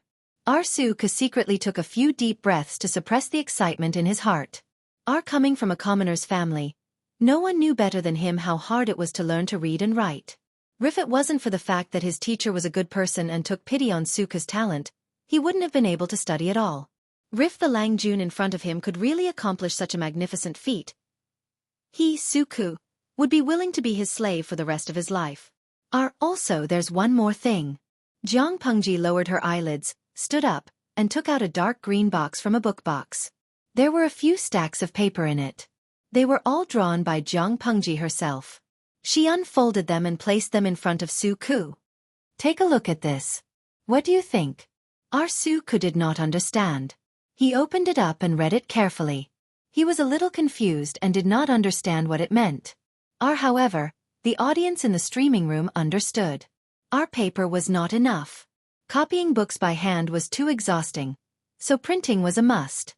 Librarian. Is the streamer going to use printing in secret? Movable type printing or engraving printing? Lao CG Lianming. Of course it's movable type printing. But engraving printing is better than movable type printing in certain situations. Dian Kuemo Wang. I'm disappointed. I wanted to see if the streamer could create a printing machine or something. I didn't expect it to be printing. Saitong Dafin Anti. Tiske, a tall building starts from the ground. No matter how good the streamer is, she's just one person. The technology in that world is just like that. According to Dian Kuemo Wang, you should be complaining about why the streamer doesn't build a space carrier. Paper and printing. Jiang Pengji had thought about these two things a long time ago. She had a workshop to make bamboo paper. The technology was ready-made, so she only needed to think about how to save money and choose the right raw materials. Ras for printing? She only knew about printing machines. That thing was an extremely old antique in her world. It was something that only existed in the history books. How would Jiang Pengji know about the mechanical parts and structure? Besides, even if she knew about it, the material technology in that world did not support her making it. Since there was no way to get a printing machine, she could only settle for the next best thing and choose a more stupid method. She engraved the characters needed for the book in advance, then typeset the characters for printing. She could not tell much about one or two books, but if she printed thousands of books, the efficiency would naturally be incomparable. Xueqi put down the drawing paper in confusion and said, Lang Jun, this. Jiang Pengji took out her private seal and stamped it on the paper. Then she raised her eyebrows at Xueqi. You still don't understand? An idea flashed through Xueqi's mind. He hurriedly picked up the drawing paper. He was so excited that he did not know how to react. It's not that simple. It's too early to be excited. Jiang Pengji shook her head and said, At first, I wanted to use clay as a mold, but firing it would take a lot of time.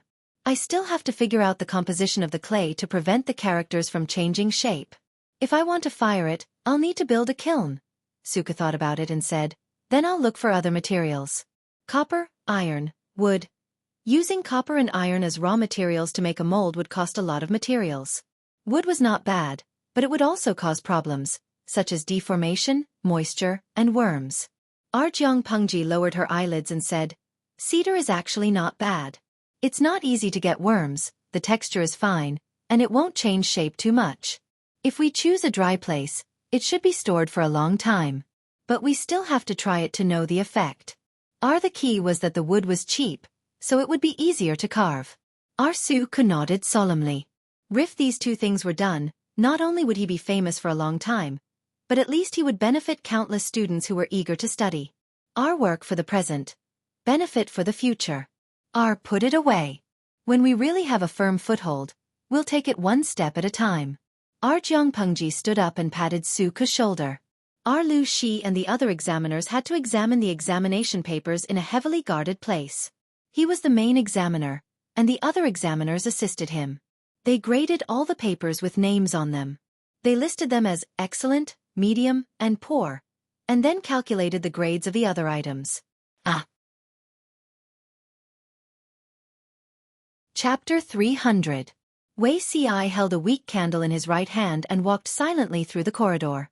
The moonlight elongated his shadow on the door. Master?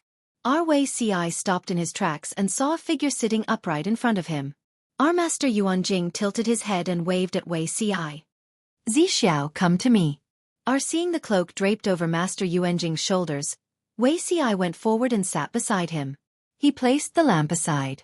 How long has Master been waiting here?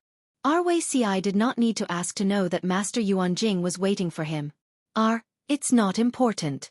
Master Yuanjing said plainly with a hint of a smile. Zixiao is not a reckless person. I've heard about today's assessment from Yumo and Shaoyin. Hitting someone with a book in public, even when you were 3 or 5 years old, you wouldn't have done this. Xueqi's face was slightly red. He lowered his head and admitted his mistake. Your disciple knows his mistake. Please punish me, Master. Master Yuanjing shook his head and asked, why should I punish him? I don't think you did anything wrong. On the contrary, you played very well. It wasn't as if he had beaten someone to death. That scholar's actions were indeed too much. Who wouldn't be infuriated? Master Yuanjing nagged. I'm not here to scold you today. I just want to tell you that it's okay to be more casual. Your personality is too serious, and your thoughts are heavy. You like to keep everything to yourself and hide it from everyone. To put it bluntly, other people aren't like roundworms in your stomach. How would they know what you're thinking? Xueqi remained silent with his head lowered. No one knew if he heard it or not. Master Yuanjing massaged his numb leg and said casually, there are some things that you should say if you want to say them. Your disciple does not dare to say. Xueqi had a lot of things he wanted to say, but he could not say them no matter how hard he tried. Master Yuanjing smiled. Zixiao, there are many taboos for strategists. One of them is not to use your own heart to guess the intentions of others. I know why you don't dare to say it. From what you can see, you already have the answer in your heart, so there's no need to say it. Isn't that so? Xueqi remained silent. Master Yuanjing smiled helplessly. I don't deny your ability to read people's minds, but I'm afraid you'll miscalculate one person. Even though Master Yuanjing did not name the person, Xueqi had a tacit understanding with this teacher. He knew who it was. Only by thoroughly understanding it can we have a flawless plan. Master Yuanjing pouted his lips at Xueqi and teased. In the future, we'll see each other all the time. If you treat her with the prejudice you had in the past, I'm afraid that the truth will be revealed even faster. The past is gone like smoke. You should observe everything around you with a new attitude. Don't be blinded by the past. If you can't do this, you'll still lose, and lose even more miserably. Xueqi's expression finally changed. He looked at Yuanjing with some shock and avoidance in his eyes. Master Yuanjing laughed softly and said, I'm old but I'm not blind yet. After a long time, Xueqi broke the silence. Teacher, I want to leave for a few days. Our master Yuan Jing said, because you want to escape? Our Weisai shook his head and smiled bitterly.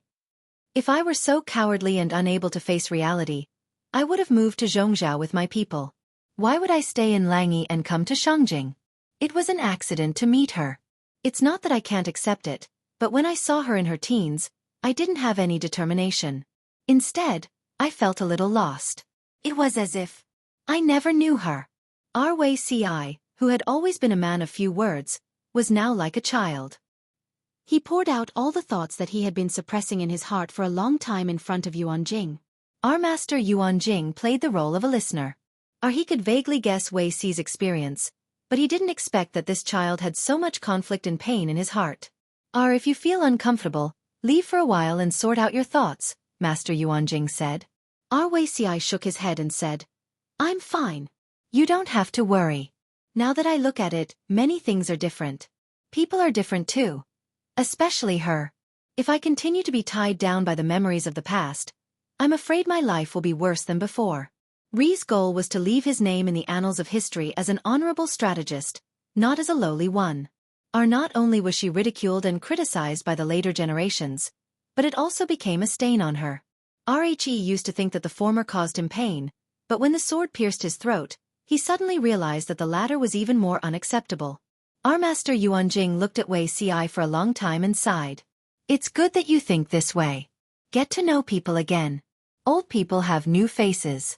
Our Wei Si secretly clenched his fist. I understand. On the other side, Lu Shi returned to the Feng residence in a carriage with exhaustion. The rankings of the assessment had already been arranged. He made a copy of the list and stored it in a letter. He sealed it and presented it to the emperor. As for whether the emperor would read it or not, that was not something he could interfere with. The results would be released in 3 days. After the release of the results, it would be the Qianglin banquet. As the general evaluation officer, he had to show up. After that, there was basically nothing for him to do. The guest room was brightly lit. Lu Shi saw his daughter's maid, Takshu, waiting at the door with a lantern in her hand. Lanting didn't come back tonight? He gathered his cloak to block the cold wind from the outside world. Seeing Lu Shi return, Takshu's face lit up and she walked forward. Master, your servant has been waiting for you here on Longjuan's orders. Lu Shi frowned and said seriously, why is Lanting looking for me? Lu Shi had always valued his daughter. She must have something important to tell him and could not be delayed. Lang Jun didn't say. He just asked me to tell you that Lang Jun is waiting in your room. Lu Shi nodded as he walked. He wondered why his daughter was looking for him. At the door of the room, there was indeed a lantern in the room. Zhang Pengji was reading a book under the candlelight. Our father.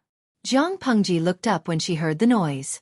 I heard from Takshu that you were looking for me? Lu Shi hurriedly closed the door to prevent the cold wind from blowing away the warm air in the room. Father, you haven't submitted your resignation report, have you? Zhang Pengji asked. Of course not. I plan to submit it after the Qianglin banquet. Lu Shi sat opposite Zhang Pengji and saw that she was holding a universal geographical map. Lanting, do you have any good suggestions? Father, you want to be a rich man, but I'm unfilial. I'd like to ask you to work hard for a while longer. Lu Shi raised his eyebrows. You're not going to submit the report? Zhang Pengji shook her head and whispered. That's not the case. I want you to try your best to take over Chongzhou. Chongzhou? Lu Shi thought about it and understood. You want to take the opportunity to gather troops?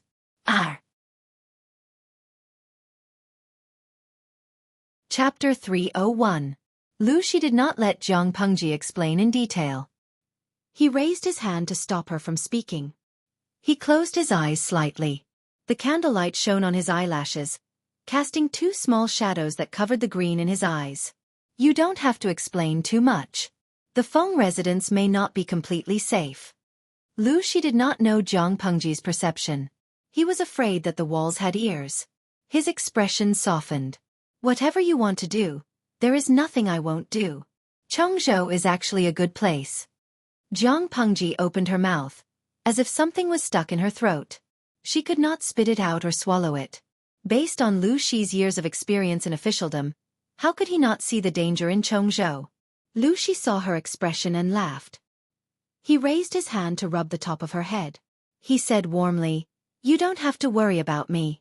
Hu County was so chaotic back then, but didn't I survive until now? The northern borderline is ambitious and has been eyeing Chongzhou for a long time. But since they are connected by marriage with the royal family, they will at least pretend to be obedient. Before the princess of the northern borderline turns the royal family upside down, the northern borderline will not make a move." In other words, Chongzhou was still in a relatively safe state for the next few years. It could be governed and developed in peace. However, after this deadline, Chongzhou would have to face the covetous eyes of the three tribes of the northern borderline. It would welcome the trampling of their armored cavalry. Jiang Pengji clenched her fists, pursed her lips, and solemnly promised, "Father, please work hard for 2 years. I will take care of you until you are 100 years old." Lu Shi could not help but laugh. His expression became lively. "You still don't understand. Although Chongzhou is threatened by the northern borderline, it will be a very safe place for the next 2 years." He shook his head and carefully analyzed the situation for Jiang Pengji. Even if Nanxing can avoid the destruction of the country, they will have to cede land and pay compensation. They will have to ask for peace and pay tribute. The south will not be stable. In contrast, the north is more comfortable.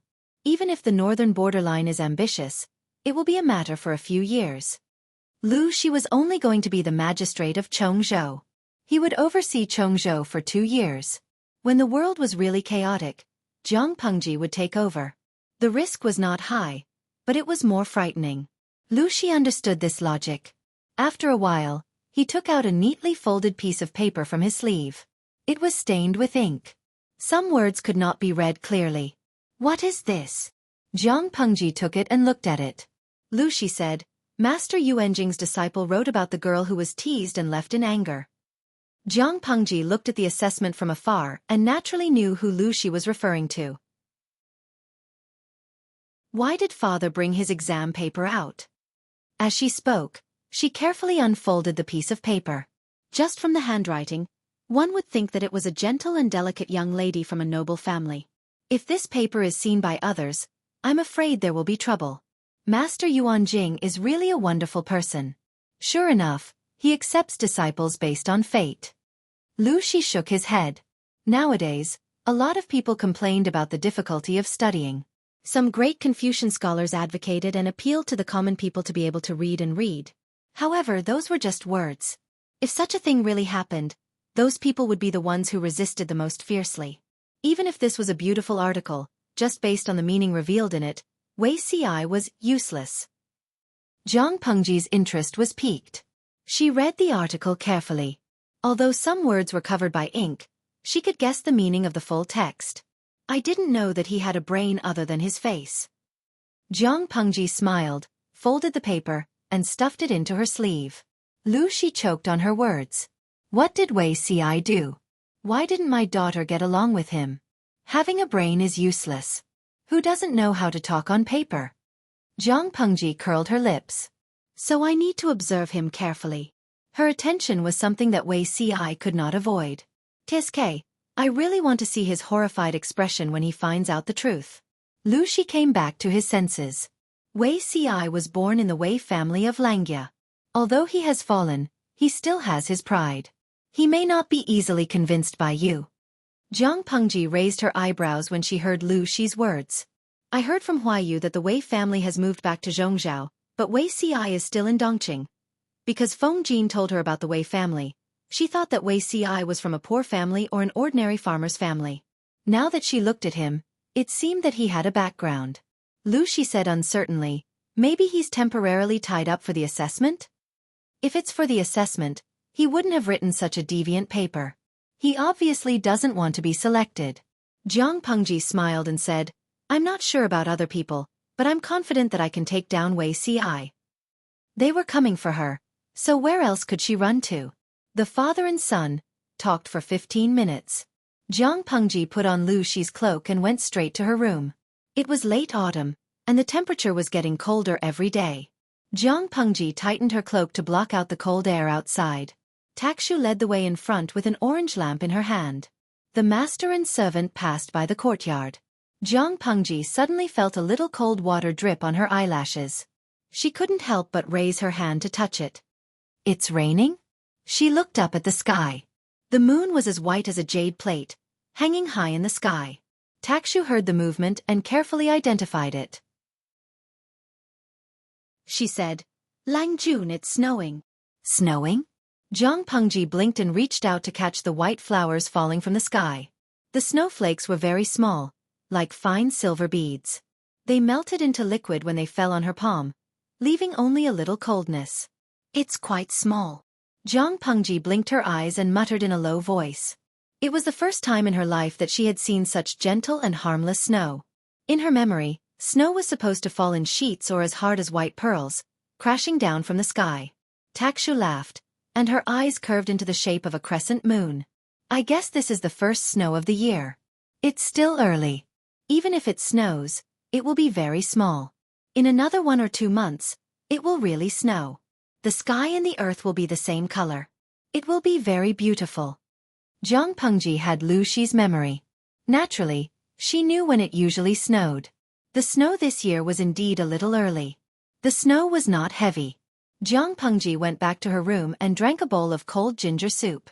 She took off her clothes and went to sleep. When she woke up the next day, as soon as she opened the door, she was hit by a cold air that was like an icy knife. The courtyard was covered with a layer of white. It was fine yesterday. Why is the snow getting heavier and heavier overnight? Jiang Pengji looked at the sky. Fine snow was falling. Feng Jin was obviously used to it.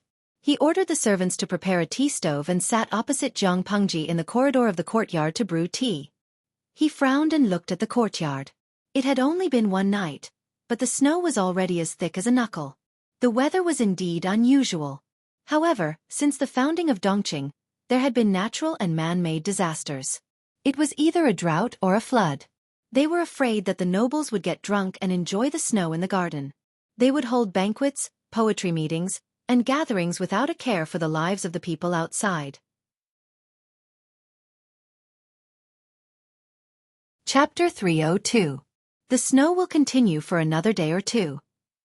Feng Jin shook his head. It's always like this in Shangjing. It snows earlier and earlier every year. Jiang Pengji looked at the snow-covered roofs in the distance. She frowned as if she was worried about something. On the day of the Qianglin banquet, the snow did not stop. The entire Shangjing city was covered in a layer of white. However, the cold outside could not stop the liveliness of the Qianglin banquet. They toasted each other, sang, and danced. The graceful dancers wore watercolored gauze and danced gracefully in the snow. They were like fairies from the 9th heaven who could ascend to immortality at any time. Jiang Pengji saw their bare feet. Their feet were red and blue from the ice. She suddenly lost the mood. She felt uncomfortable watching it, but the other scholars were watching with great interest. This Master Yuanjing is so powerful. His students have taken 2 of the top 3 places. I heard that if Master Yuanjing's disciple Lu Zhang was not born in a poor family, he would be in the top 3. If that's the case, it's scary. I heard that Master Yuanjing has another disciple. Where is he? Are you talking about Wei Zixiao? I heard that someone spoke rudely to him during the assessment. His temper flared up and he left after hitting the person. That's a pity. What's there to pity? He hit someone. He's so rude. He doesn't look like a scholar. He's just a boorish man. Jiang Pengji sat in her seat. She was surrounded by scholars of similar status. All of them were gossiping. Some relied on their family's wealth to buy a position, while others relied on their parents to join in the fun. Jiang Pengji belonged to the latter group. She drank some sake in silence and left the Qianglin banquet with the excuse that she could not hold her liquor. Xueqi drove the carriage and stopped outside. He saw Jiang Pengji walking over, wrapped in a thick white cloak. From afar, she looked like a moving white ball. He suppressed his laughter and hurriedly got off the carriage to put down the stool. He was not a coachman. He just wanted to see where the Qianglin banquet was held. The commoners had the chance to enter. Xueqi would never be able to enter if he did not have other opportunities. Jiang Pengji knew what Xueqi was thinking, so she did not stop him. The weather gets cold really fast. You should wear more clothes when you go out. I told you to wait in the carriage, yet you insist on sitting outside. Isn't this suffering?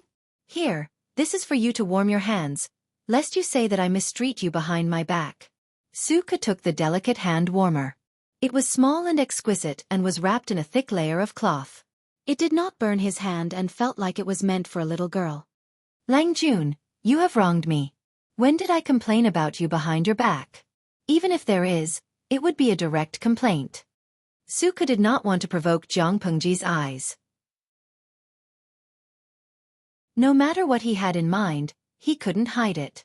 Rather than hiding it and being laughed at, he might as well come out openly. What a glib tongue, Zhang Pengji said with a smile. Just as she was about to step onto the carriage, she caught a glimpse of Xueqi, who was dressed in a green Confucian robe, standing in the wind and snow with an umbrella in his hand. She stopped in her tracks and turned to Xueqi. Take the hand warmer and hide in the carriage.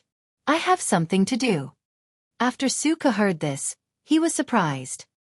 He could not help but shift his gaze towards Xueqi. As someone who was obsessed with invisible voices, it was hard for him not to remember anyone with a special voice. Not to mention, other than his moving voice, Xueqi could also be considered a person with a clear demeanor and handsome bones. Zhang Pengji walked forward and teased, Zixiao, are you waiting for me here? Xueqi did not overreact like before. Instead, he said calmly, I'm just waiting here like your accountant. As for who I'm waiting for, it depends on who I'm waiting for. If you think I'm waiting for you, it's okay to think so. Was he mocking her for being narcissistic? Zhang Pengji's expression darkened. She looked at Xueqi with an inquisitive gaze. Xueqi did not avoid her gaze. He looked down and slightly lowered his head to look into her eyes.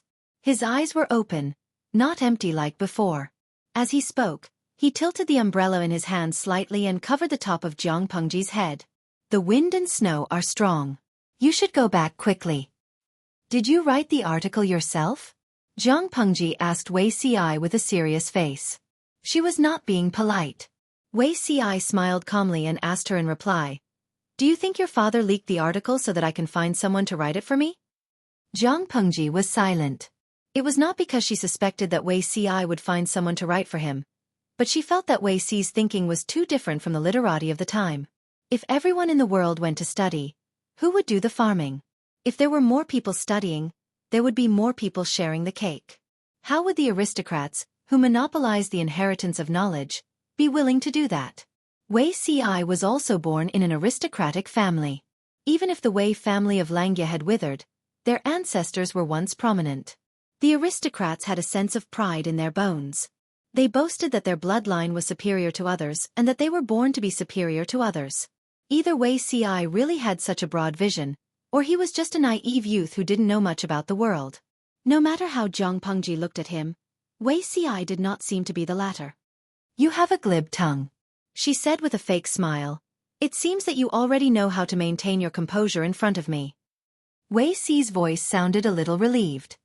Once bitten, twice shy. Although I dare not be on par with Yumo and the others, I am not a fool without talent.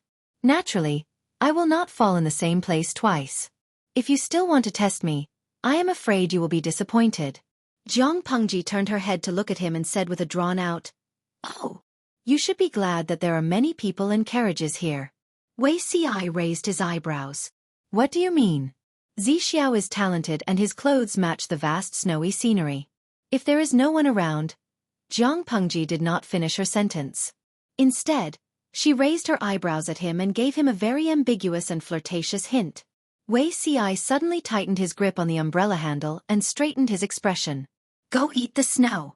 Zhang Pengji laughed so hard that even her shoulders were shaking.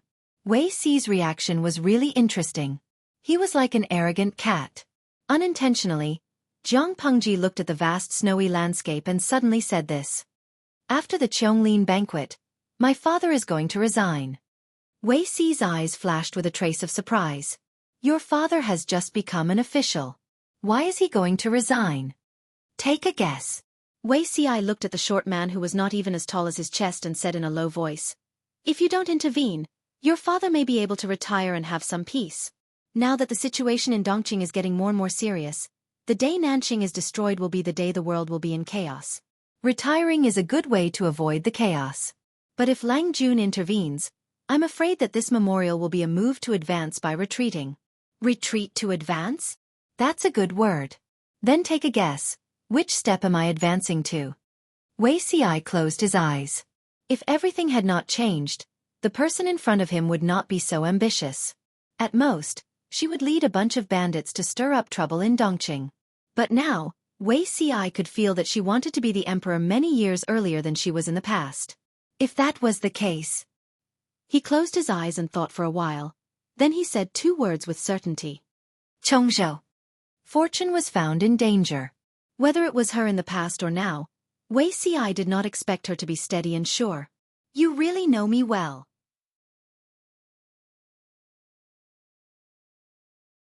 Chapter 303. He calmed himself down and asked calmly, "From what I can see, don't you know me very well?" Zhang Pengji smiled and did not continue to interrogate Wei Si. Boiling a frog in warm water had to be done slowly. What if a pot of boiling water was poured down and scared people away? She looked like she was looking at the sky, but she was actually paying attention to the paper umbrella in Wei Si's hand. Even though he threw a tantrum and moved the umbrella away, he quietly moved it back and let the snow pile up on his shoulders. Zhang Pengji raised her hand and took off the cloak, indicating for Wei Si to put it on. "I'll have to trouble you to take care of me when I study in Langyi." Wei Si glanced at the thick white fur cloak and said calmly, "You and I can be considered to be acquaintances. Master also admires your talent. I think you won't face any difficulties in the academy. Why do you need to bribe me? I'm not afraid of the cold or heat, so it doesn't matter how much I wear. But Zixiao is weak, and we're still standing in the snow waiting for someone.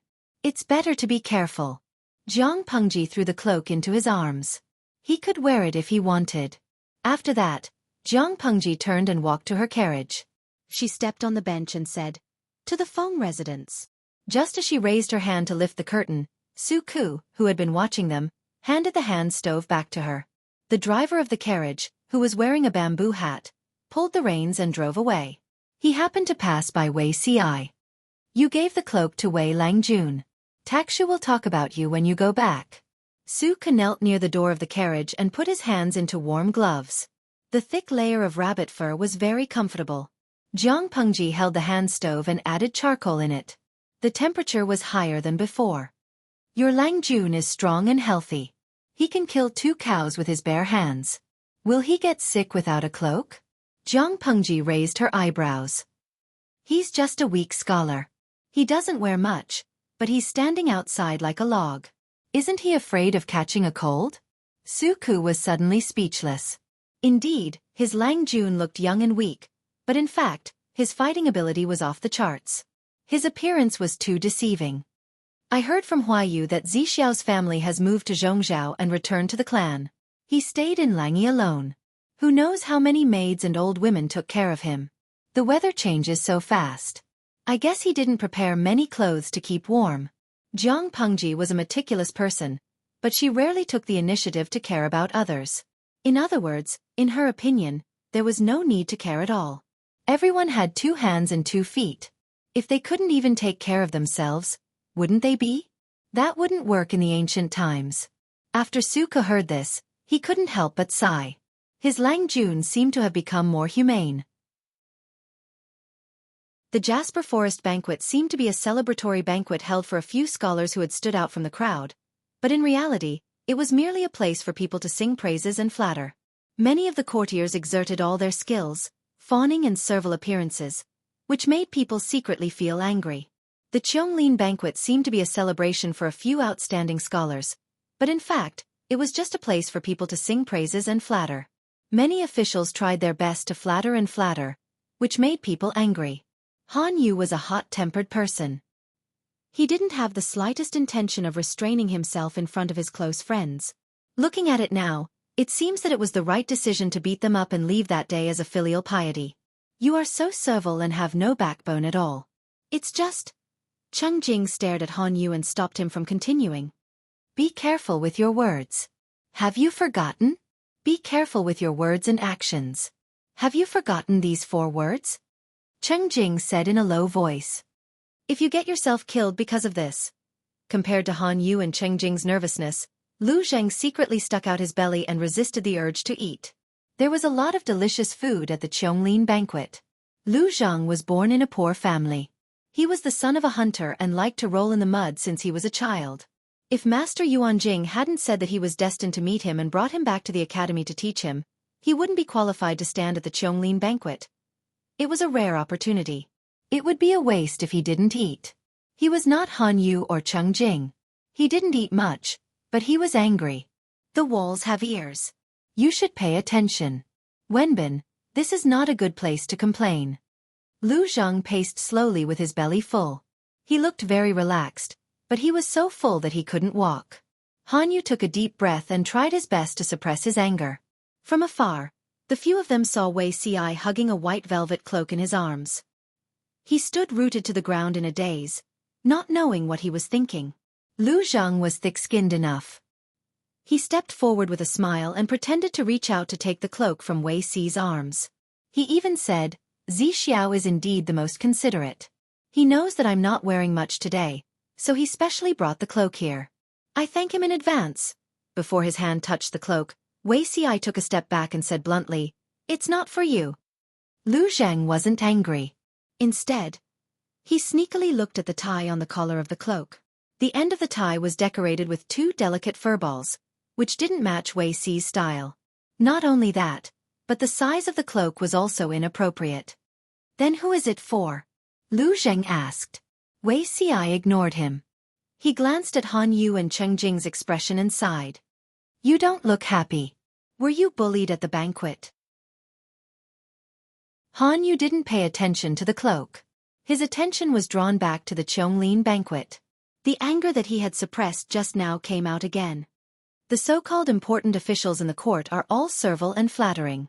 They don't have any dignity. The court will be finished sooner or later if this continues. Wei Ci glanced around and felt relieved when he didn't see anyone. They are just servile to the bone. Why are you angry with them? Wei Ci smiled carelessly. I heard that before the Qiongling banquet, the head of the secretariat, Feng Ren, resigned and returned to his hometown. Not only did the government not ask him to stay, but they promoted a confidant. Isn't that clear enough for you to see? You want a docile and obedient domestic cat, not a wild cat that is hard to tame and arrogant. Han Yu almost exploded. Who are you calling a wild cat? Wei Ci continued, it's just the Qiongling banquet. You can't control your temper. What will you do in the future? What do you mean? Han Yu asked. Nowadays, the eunuchs secretly sell their titles. The price of each official position is clearly marked and they give it to anyone who has money. Do you think that it's only the eunuchs who are greedy? The greedy ones are the big ones. Wei Ci and the others got into the carriage. The charcoal in the carriage dispelled the cold air. He pointed to the sky. Wenbin is ranked third in the assessment. When the time comes, he will only get a small official position. It's not even as high as the official positions that those scoundrels buy with money. You will be so angry that one Buddha is born and two Buddhas will go to heaven. Han Yu almost choked on his words. Wei Zixiao, you are too mean. Wei Ci was not afraid and continued. I have something more mean. Do you want to hear it? Lu Zheng secretly held back his laughter. Cheng Jing shook his head helplessly and fiddled with the silver wire charcoal in the charcoal basin. Chapter 304. Han Yu was a stubborn person. He would jump up and down when Wei Ci provoked him a little. However, Wei Ci didn't continue to bully Han Yu this time. Instead, he sighed. The official's family indulges the eunuchs. They even pretend that they don't see it when they sell titles and positions. As for the relatives of the emperor, when one of them achieves the Tao, all of them follow suit. It's obvious that the official wants to support two parties and make things difficult for the aristocratic families. There are two reasons for Feng Ren's resignation. Firstly, he wanted to defend his second son, Feng Jin, against injustice. Secondly, he could tell that Dongqing was seriously ill and could not be saved.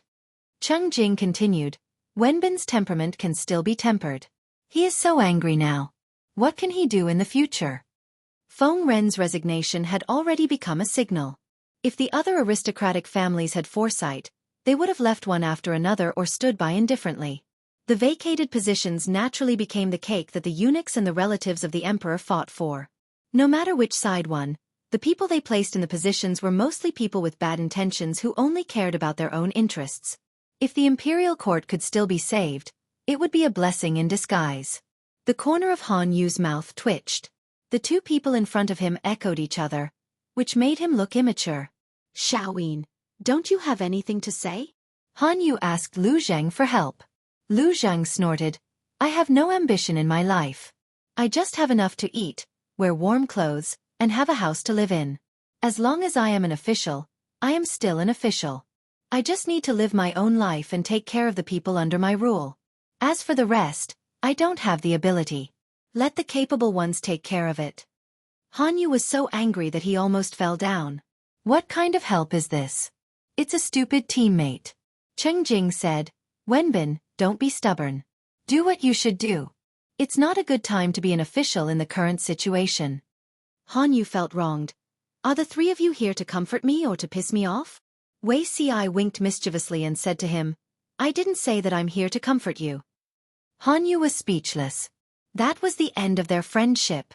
According to the previous practice, the scholars who stood out in the assessment would receive the appointment letter from the imperial court within half a month and be dispatched to various places.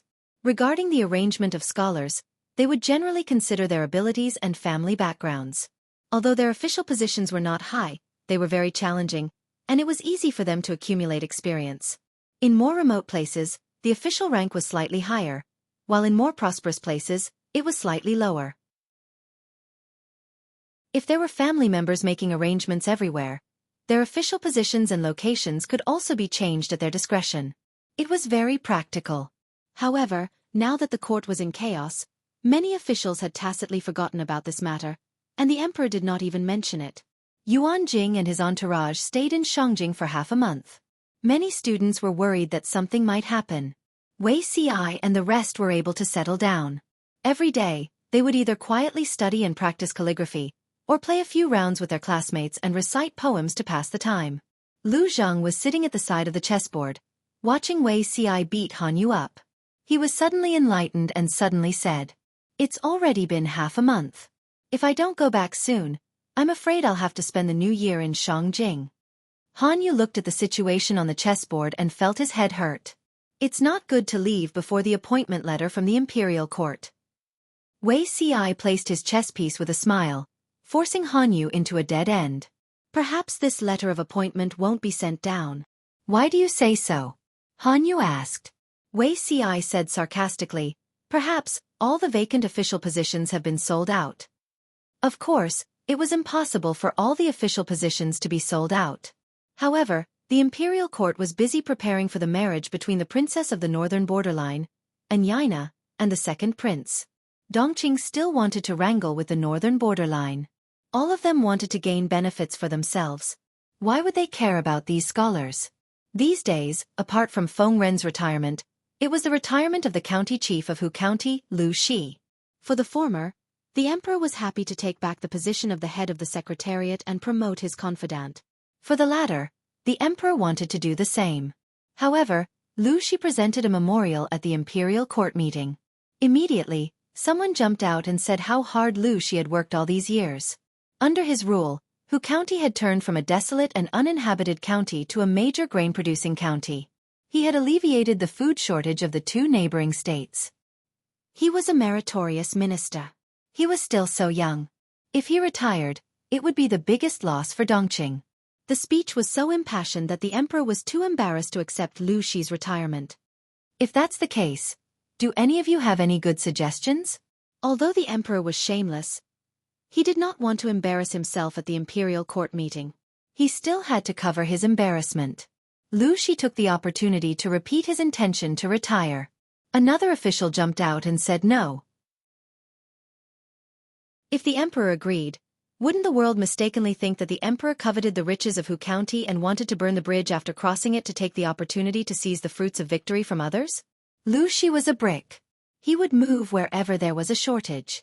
After an intense discussion, someone suddenly mentioned that Chongzhou still lacked a prefecture magistrate. A prefecture magistrate was more important than a county chief. The former managed the land of a state, while the latter managed a small county.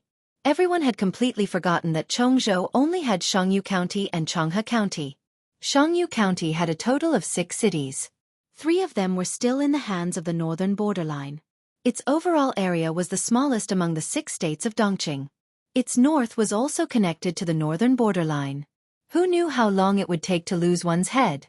Although Hu County was only a county, its area was comparable to a state. Moreover, it was now incomparably rich under Lu Shi's governance. The Dongqing emperor weighed the pros and cons in his heart and decisively made a decision. He pretended to express how much he valued Lu Shi. He also said that the world was in turmoil. If Lu Shi were to retire now, it would be a loss for Dongqing and a regret for the people. Without a second word, he threw the position of Chongzhou magistrate onto Lu Shi's head. Lu Shi appeared tired and unresigned as he agreed, but in his heart he sighed. He had a godlike teammate by his side. His opponents were all pigs. The difficulty was too low. There was no challenge at all. Lu Shi bore the steaming freshly baked magistrate of Chongzhou and went to court with a cold expression. He ignored everyone. He doesn't know what's good for him. He was promoted from a county chief to a prefecture magistrate, and now he's putting on a straight face. Tisk, who doesn't know that Hu County is now in high demand? 1 county can feed 2 states. How much food is that? From what I see, Lu Shi has no intention of retiring. He's just putting on an act, hoping to stay in Hu County. Who knew that the emperor would transfer him to Chongzhou? Chongzhou, what kind of place is that? 3 wolves are watching from the north. He can't sleep well at night.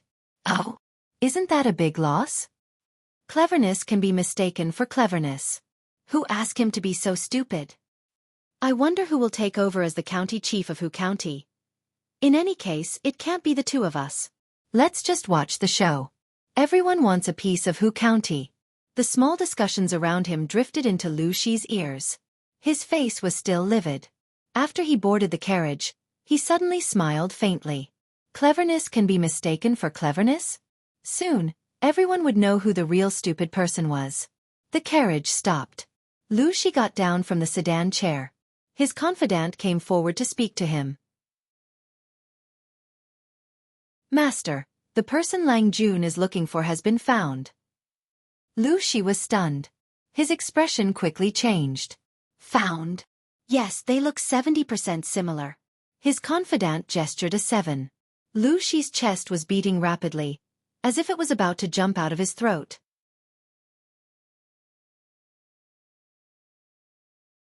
Chapter 305.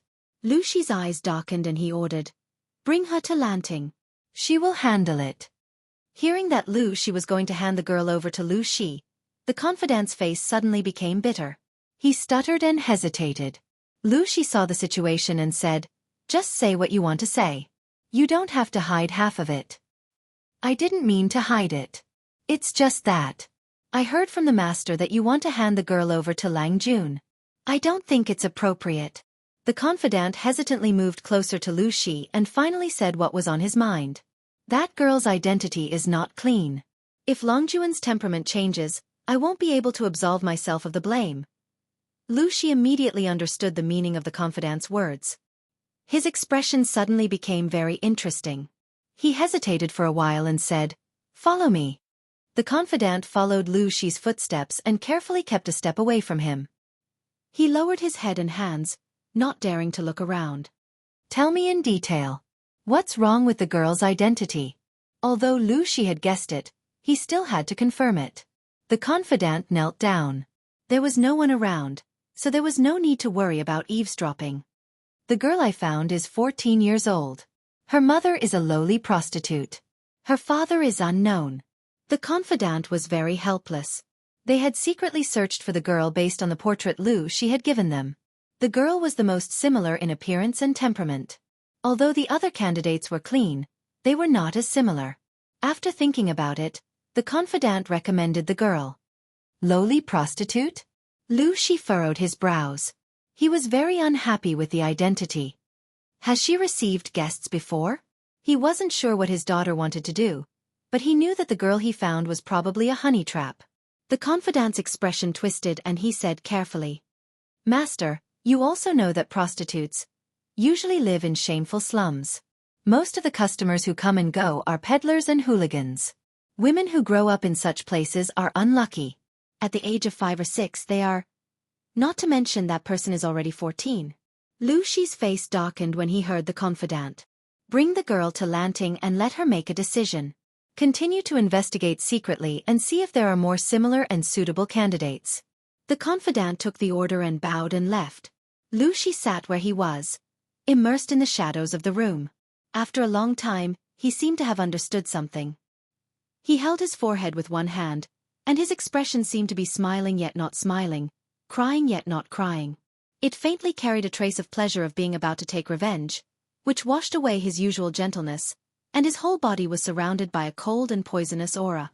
So what if she's the daughter of a prostitute? He seemed to be listless as he murmured in a low voice. His voice was suppressing the viciousness that made one shudder. It made one's hair stand on end. In the future, if I wear that face and use that body to turn Dongqing upside down, then that's what I call delightful.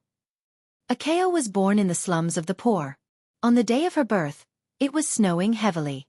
Many of the adults froze to death, but she survived. Her mother was a prostitute, and now she was also a prostitute, and a prostitute under her mother. What was a prostitute? The lowest of prostitutes could be casually used for 3 to 5 copper coins. Even though she was scared to death, in order to survive, she had no choice but to feign civility and serve them well. Otherwise, not only would the customers not let her go, but the brothel keeper above her, her mother, would also not let her go. She was always dressed in ragged linen clothes that had been washed and patched. Every day, she had to clean the house, wash the clothes, wash the dishes, and cook. She had to serve the madam and the other prostitutes until they were comfortable.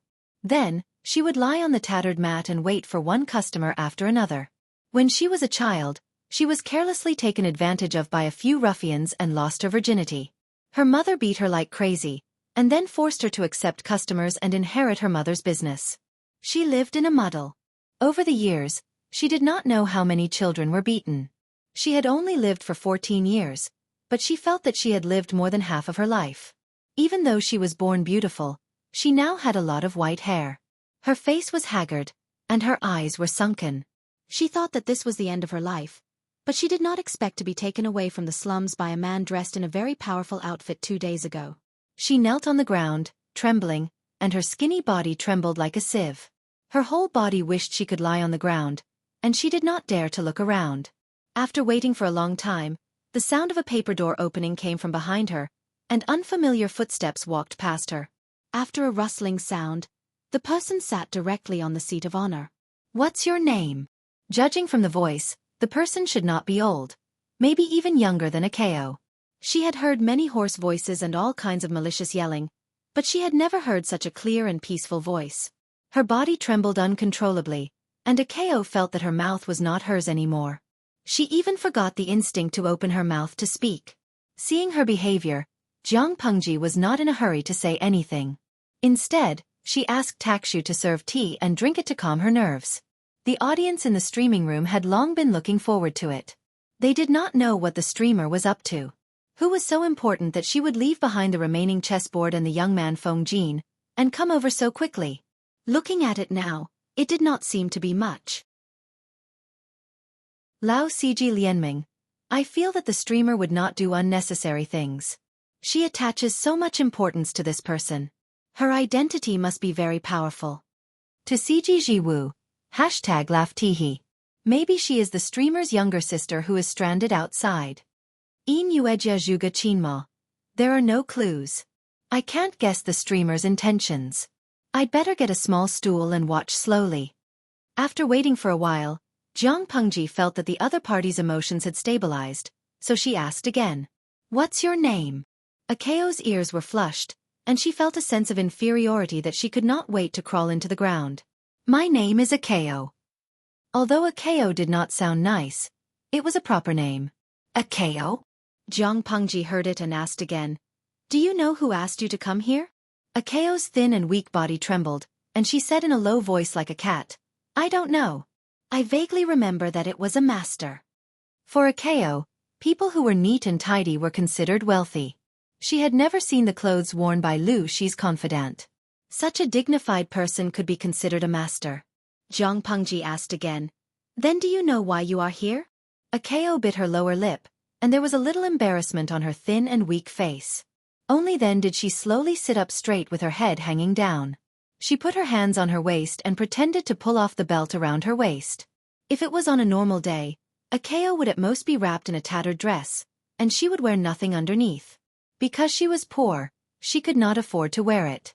Besides, it was useless for a prostitute to wear clothes. In the end, she would have to strip naked to serve others. Lu Shi's confidant brought her back and asked the maid to prepare a complete set of clothes for her. She washed it from head to toe with soap several times.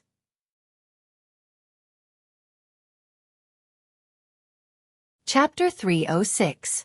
Therefore, she untied the belt around her waist and only unbuttoned the outer layer of clothes. She was still wrapped in 2 or 3 layers of clothes. Jiang Pengji saw that and stood in front of Akao. Akao clenched her fists nervously and embarrassedly. She thought that a strange body would press down on her, but she saw a pair of clean white hands in her sight. They were really clean. Even the round fingernails had a transparent luster. The clothes that were taken off were neatly put back on by those hands. The belt was tied in a beautiful knot at the waist. I didn't ask you to come here to do this. Naturally, the excited veterans in the streaming room who were waiting for the girl to take off her clothes and offer herself for sex could stop for a while. Akao no longer lowered her head. She thought that she was hiding something and quietly raised her head. She wanted to see Jiang Pengji's face. She was stunned when she saw her face. She was younger than she had imagined. Such a young noble family's young master would also seek pleasure in the slums? She was confused. Then what should I do? Akao asked in a daze. Enjoy life. Jiang Pengji looked at Akao's face carefully. According to Lu Shi's confidant, this girl was 70% similar to that girl. If she was taken good care of, she would probably look even more similar when she grew up in the future. It was as if she had been reborn. As the saying went, beauty was in the bones, not in the skin. Even if the girl was very thin and her face was tired, she was still beautiful. Enjoy life. Yes, live like a concubine. A concubine? Akao widened her eyes in shock. That was the emperor's daughter, the high and mighty princess, right? A very beautiful face. It will let you live the best life for the rest of your life. Jiang Pengji did not hide her praise.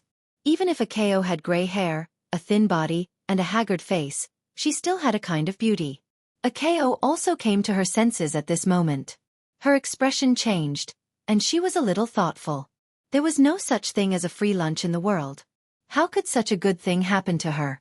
If she had such a good life, how could she have been bullied by a few hooligans when she was 7 or 8 years old? She had to crawl home half dead. She had been so wronged, and she was even beaten by her mother with a matchstick. Her mother scolded her for being indecent and saying that she was born to be a slut. He had suffered so much in the past, so why did good things befall him now? I will let you live more comfortably than Empress concubine. Jiang Pengji sat in front of Akao. She did not deliberately explain anything. She just waited for her reaction. Then, what should this lowly servant do to live better than Empress concubine? Akao secretly tightened her sleeves. She could not help but feel nervous and afraid when facing Jiang Pengji. Jiang Pengji smiled. The girl in front of her was of low birth, but she was very smart. She could be molded. Be loyal to me.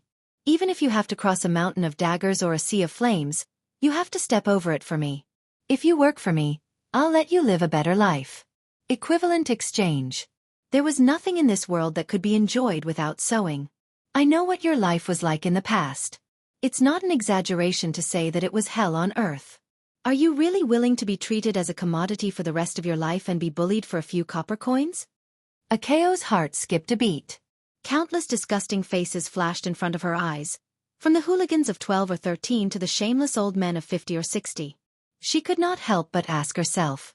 This person said that she had value. Should she not seize it and continue to live a life that everyone despised? She no longer wanted to live the life of receiving and sending people off. If she continued, sooner or later, she would die under a man's body. She was only 14 years old this year, but she had already seen the outcome of aging. Her mother valued those fresh and young prostitutes more. There was a fixed number of customers every day. She was the only one who had to take off her clothes to serve when someone paid. Why? People in this line of work eat to show their age. You're already 14 years old. After working for so many years, even the most delicate flowers will be destroyed. Akeo could not help but think of the 11-year-old girl that her mother had newly bought. Her voice echoed in her ears, and she could not help but shiver. Clenching her teeth, Akeo could not help but grab Jiang Pengji's sleeves with both hands. She begged and sobbed. I'm not resigned to this. Don't send me back. Then work for me.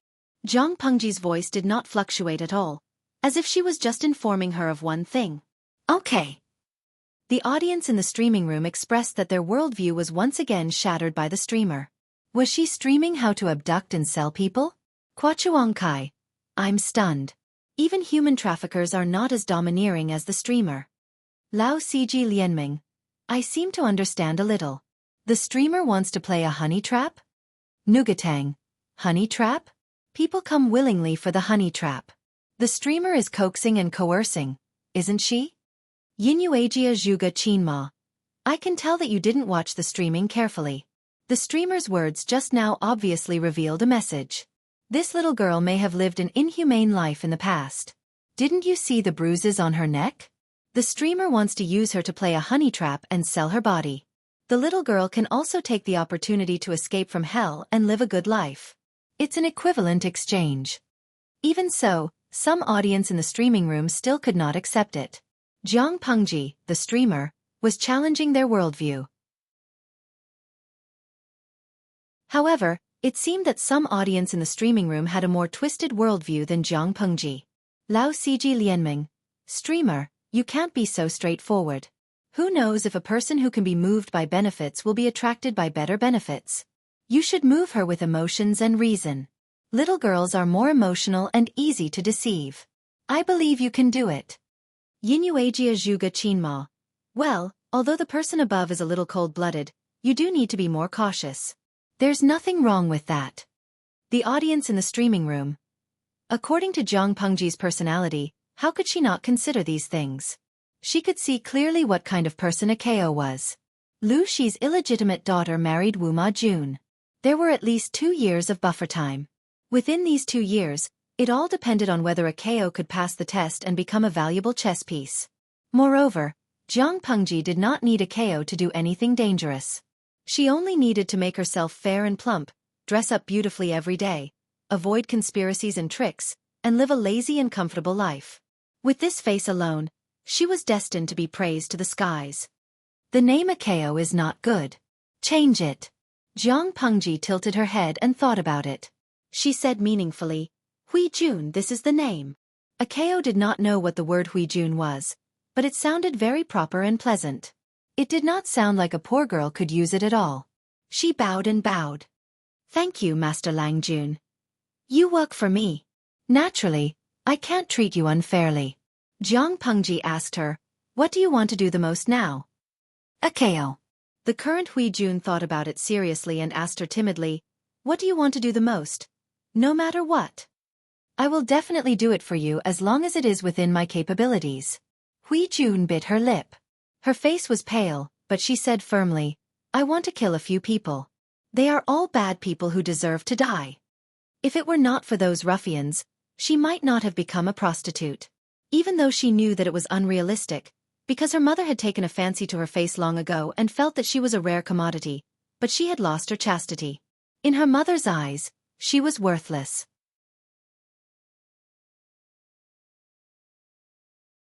Chapter 307. Jiang Pengji placed her fingers together in a comfortable and happy posture. Remember to hide Hui Jun's identity so that no one finds out. Lu Shi's confidant was stunned when he heard the name Hui Jun. He couldn't remember who she was for a moment. Jiang Pengji saw his confusion and explained, Hui Jun is the girl just now. Find someone to change her identity. The confidant accepted the order and said firmly, Don't worry, Lang Jun. I will clean up her identity. Be careful. Don't give yourself away. After saying this, Jiang Pengji reminded him worriedly. Fabricating a household registration out of thin air is the easiest way to expose flaws. It's better to find someone who hasn't been cancelled and let Hui Jun replace it. Jiang Pengji tapped her fingers on the table. The household registration system in this era was very backward. Unlike her era, there was almost no possibility of fraud. In ancient times, because of backward technology and inconvenient transportation, many people didn't have household registration. Many people on the household registration died or disappeared, and they didn't cancel it for more than a decade. This kind of identity was very difficult to verify, and it was easy to take advantage of loopholes. Instead of taking the risk of creating a new identity for Hui Jun, it was better to let her replace the identity of someone who had similar experiences as her. Lu Shi's confidant nodded and accepted the order. Jiang Pengji said, "I have nothing else to do here. You can leave." Since he was a confidant that Lu Shi valued, his ability to handle matters naturally could not be underestimated. Soon, the matter was settled. Akao's mother. Your Akao is back. Quickly go back and see. The woman who was called Akao's mother wore heavy makeup. Her clothes were frivolous, revealing a large area of her fair chest. She waved a yellowish fan in her hand. Her face was smeared with low-quality rouge, and her lips were painted with thick lipstick. Her slender waist and plump buttocks swayed gently. The curve made many ruffians who passed by jealous. They only felt that their throats were a little hot. What are you shouting about? She's back. That wicked girl left with the nobles for 2 or 3 days. She's forgotten about me. What a traitor. The woman's actual age was only in her early 30s, but she looked like a woman in her 40s. Despite the heavy makeup, some signs could still be seen in her eyes. She must have been a beauty when she was young. However, because one's appearance came from one's heart, her eyes and brows always carried a bit of maliciousness and harshness, which made people's hearts beat fast and not dare to get close to her. No, Akao's mother. Akao, she. The one who came to report the news was also a poor woman who lived in the slums. Although she looked down on Akao's mother for selling herself, selling her daughter, and harming other women, she still felt a little pity for Akao, who was a girl who grew up under her watch. She's just a little girl. It's fine if she comes back, but she wants me, her mother, to kneel and welcome her? The woman had a bad premonition, but she was more annoyed with her neighbor. Your Akao is gone. What? Her money tree was dead? The woman was so shocked that her expression changed. She hurriedly followed her neighbor back home. There were already many people watching the show in front of the broken door. The woman rudely pushed the onlookers away and walked into the dark room. There was a girl in disheveled clothes in the room. She was her prostitute. She had just received a guest not long ago, and her face was still numb. She held the few pieces of rags that could not be wrapped around her body and shivered. There was a roll of mat in the middle of the room, and the mat was wrapped into a spring roll. The woman went forward to take a closer look and almost fainted. She lifted the mat with trembling hands and saw a female corpse with a festered face and a rough outline lying on the ground. Not to mention the face, the body was covered with marks of whipping and sex. The woman did not believe that it was Akao. She quickly tore the clothes on the female corpse and turned it over. There was a little red on the buttocks. This was Akao's birthmark. At this time, she had to accept the fact that Akao was taken out by her benefactor and was humiliated and tortured to death. Most of the onlookers were residents near the slums. They knew how this woman usually treated Akao. Even an enemy would not humiliate others like this. Now that Akao was dead, it was exactly what this woman wanted. But the poor girl died too miserably. To their surprise, the woman who should have spat on the corpse did not humiliate the corpse. Instead, she collapsed on the corpse and burst into tears. The blue veins on her forehead bulged, and her tears and snot smeared the heavy makeup on her face, which made the onlookers feel very strange. Akao's mother has already. Alas, I'm sorry for your loss. Tidy up this child so that she can die with dignity. The woman who informed the woman could not bear it and came up to persuade her gently. Yes. Buy a better coffin for Akao. Those beasts sent her back and gave us 10 taels of silver. According to the price of 1 or 2 copper coins for a prostitute, she did not know how many times she had to sell the coffin for 10 taels of silver. In the eyes of the onlookers, the price of this compensation was worth it. The woman cried so hard that she almost could not breathe. She only survived after her neighbor pinched her philtrum. Body. Like duckweed. The woman only felt that the scenery before her eyes was spinning as if the world had turned upside down. She mumbled in a low voice. Slut. Hui Yin, you Made me so miserable. After that her head tilted and she actually breathed her last. With such a big thing happening in the slums, there were naturally many onlookers watching the show. No one knew that 4 dirty local ruffians had quietly disappeared.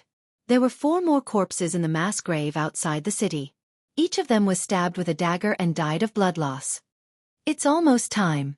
It's time to go. Hui Nyangzi. A KO who should have died, stood near the mass grave and looked at the 4 corpses that could not be identified with their original appearance. Her gaze was complicated. Her blood-stained hands were still trembling, and her 2 calves were trembling non-stop, but there was an unprecedented carefree feeling in her heart. Well, I'm coming. She put on the wide hood of the cloak, covering most of her face, only revealing her slender chin. She clenched both sides of the cloak tightly with both hands to block the cold wind outside. She stepped on the sedan chair and entered the inconspicuous carriage. The carriage quietly left the mass grave. As a KO's passed, she was also buried here. Only Hui Jun was alive. Are you sure? You heard a KO's mother mention the name Hui Yun? When Lu Shi heard the reply of his confidant, his expression was a little strange. The confidant was originally worried that there would be changes, so he pretended to be a poor person and mixed in with the onlookers, but he did not expect to have an unexpected gain. Yes, I'm sure. Hui Jun. Hui Yun. Lu Shi silently said it twice. The pronunciation was the same, but the words were different. The former was the new name that Lanting gave to a KO. It was impossible for a KO's mother to know. In that case, the name that she muttered before she died could only be that woman.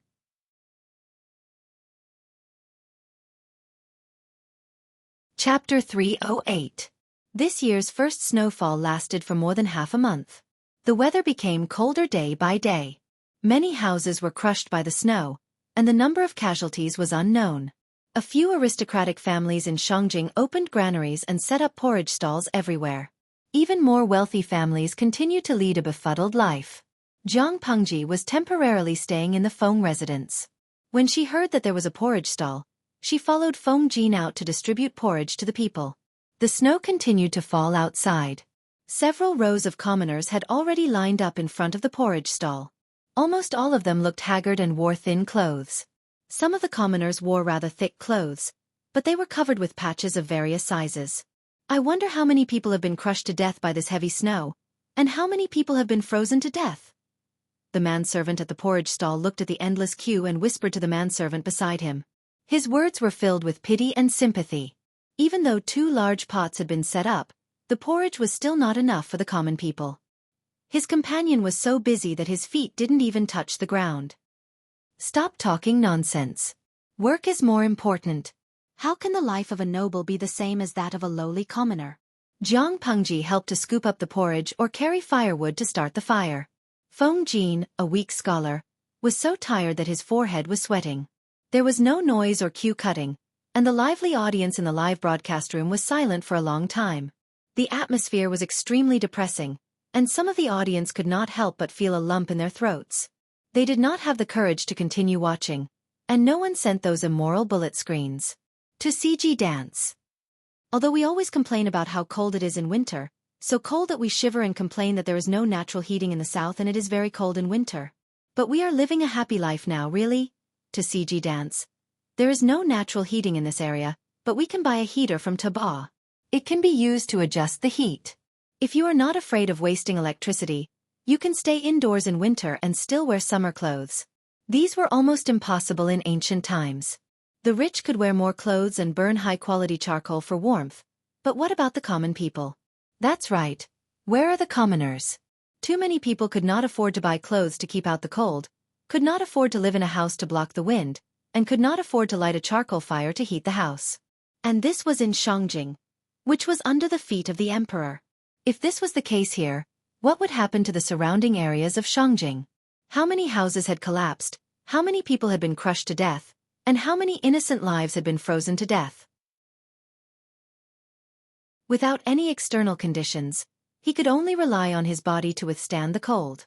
If he could not withstand it, he would freeze to death. System. Can I use popularity points to exchange for food? Warm clothes are fine too. Jiang Pengji secretly asked the system. No, the host's level is too low, unless you choose to level up. The system's cold mechanical voice fell into Jiang Pengji's ears, and she felt an unprecedented desire to kill. Jiang Pengji secretly calculated the total number of points in her back-end account and asked, I can exchange for food just by leveling up? What's the ratio? The system replied, 10,000 points can be exchanged for 50 kilograms of food. 10,000 points could be exchanged for 50 kilograms of grain? Jiang Pengji now had more than 3 million points. On the surface, it seemed that she could exchange them for a lot of food. However, Jiang Pengji was not someone who was easily fooled. The system didn't answer the first question. Even if it upgraded to level 3, it still didn't have the right to exchange for it. Let's not talk about this. To advance from a level 2 host to a level 3 host, he would need to spend 1 million popularity points. If all of them were exchanged, the remaining popularity points would not be able to be exchanged for much food according to the ratio given by the system. This was a trap. Forget it. I can't rely on you at all, Jiang Pengji replied coldly and turned her head to think of other ways. The system held its breath, but it did not dare to argue with Jiang Pengji. Unless Jiang Pengji chose to use her popularity points to level up, the system could not do anything to the host. The Feng family was one of the few aristocratic families in Shangjing that chose to open a porridge stall. They cooked porridge from day to night, but it was still in short supply. A bowl of porridge was not sticky, but it could at least fill one's stomach and warm up one's cold body. Jiang Pengji helped at the porridge stall for a few days, but she still did not hear any orders for disaster relief, let alone rice and winter clothing for disaster relief. Lu Shi returned from the morning assembly, and he looked more and more tired. He said with a gloomy face, I've written to the emperor many times, but the emperor always used the second prince's wedding as an excuse to evade it several times. Today, he finally relented, but he gave this task to an official with the surname Shi. That person is greedy by nature, and he plucks feathers from every goose that passes by. I don't know how many people will embezzle the 20,000 taels of silver that were allocated, and how much will end up in the hands of the people. Although the world was not really chaotic, how much better was it than chaotic times? Jiang Pengji had been helping at the porridge stall for the past few days, or distributing winter clothing to the people, so she was the most familiar with the situation of the snow disaster. She snorted coldly. 20,000 taels of silver is not enough, let alone after being exploited and embezzled. What can it do? Lu Shi sighed. I've already secretly purchased a batch of food and sent it north to Shangjing, hoping to slightly alleviate the urgent situation. In the current world, whatever he did would be a drop in the bucket. It was better to solve the hidden problems from the root. After another 3 days, the snow finally stopped. Jiang Pengji looked at the invitation, and her smile was very cold. The second prince is getting married, and I am not related to him. Why would I go there? The vast city of Shangjing was covered in white snow, and the sky and earth were the same color. The princess of the royal family of the northern borderline wore a bright red wedding dress, and with the exception of the Dongqing emperor, she sat in a sedan carried by 16 people. The sedan was decorated with gold, silver, and jade, and hung with red satin, which shone under the sunlight. It was very luxurious. The wedding procession wore festive new clothes, and they entered Shangjing through the gate of the city. They walked around the city, and the people on both sides of the street cheered and gave their blessings. Hundreds of tables were set up next to the prince's palace, and the court officials and noble ladies went in and out.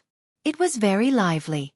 In sharp contrast, in a remote corner of Shangjing, there were stiff corpses that were dug out from the ruins. One by one, the frozen corpses were piled up in cart after cart. Jiang Pengji wore a plain dress, and her long hair was tied up with a wooden hairpin. Her expression was as cold as ice. The way of the world. It was really time for a change. Jiang Pengji ordered the manservant who was cleaning up the corpses. Bury them well. The weather is cold now, and the corpses will not rot easily, but we can't neglect them because of this.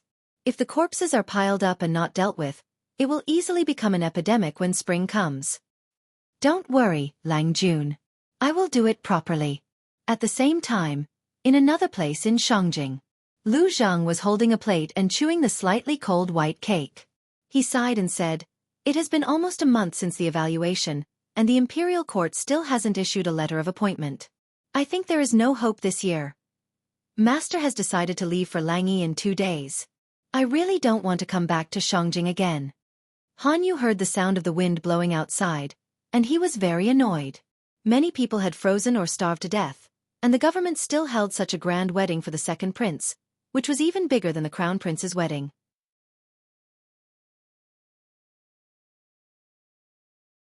Chapter 309. Han Yu wasn't in the mood to study because of the noise outside. Lu Zhang, on the other hand, was eating happily. Seeing that Han Yu was still frowning, Lu Zhang's eyes flickered and he asked casually, interrupting Han Yu's thoughts. Where did Zixiao go? I didn't see him this morning, and he wasn't reading in the morning either. Han Yu came back to his senses and asked, You didn't see him either? Lu Zhang ate a plate of white cakes and drank a big bowl of hot tea. The coldness in his body evaporated. I didn't see him. This plate of white cakes was his breakfast.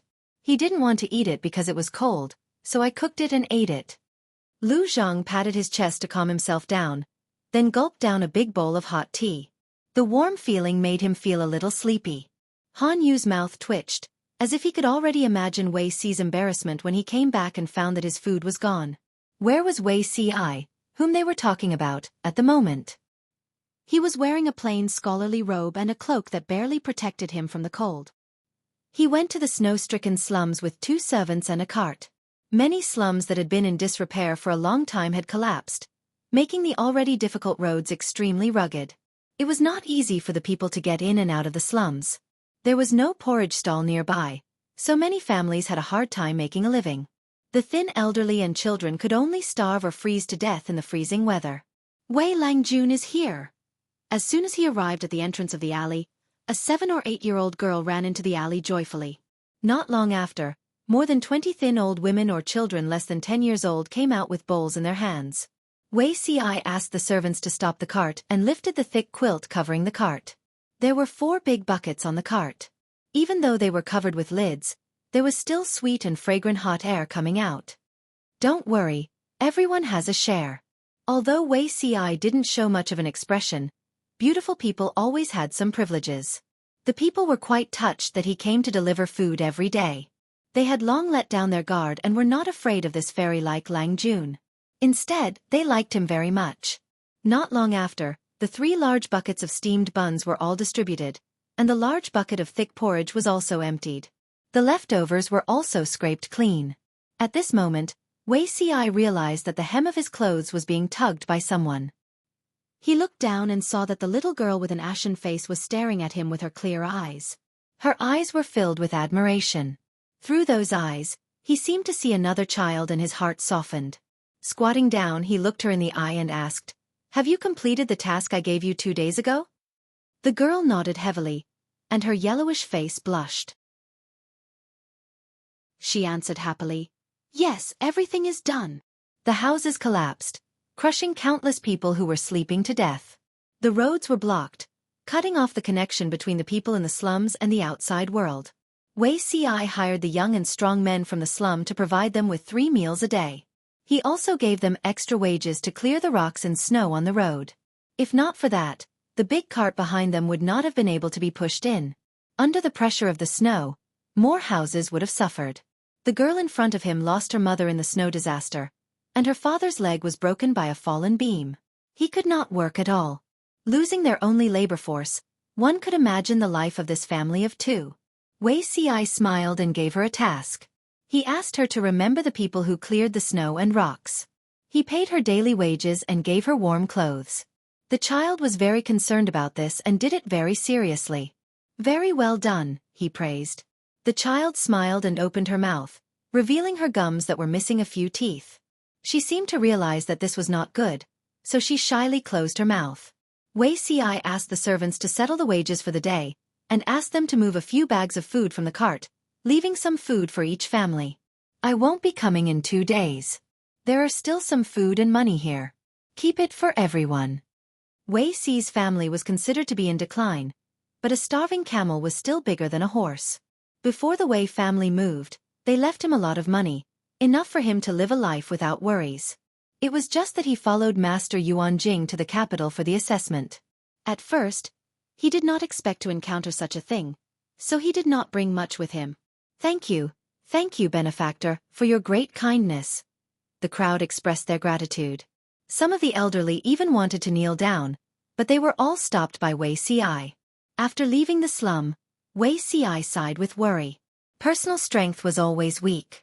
Even if he spent all his wealth, what could he do? The guest house that Xueqi stayed in was not close to the second prince's residence, but if he wanted to go back, he had to pass by there. The further away from the slum, the neater and more luxurious the surrounding houses were.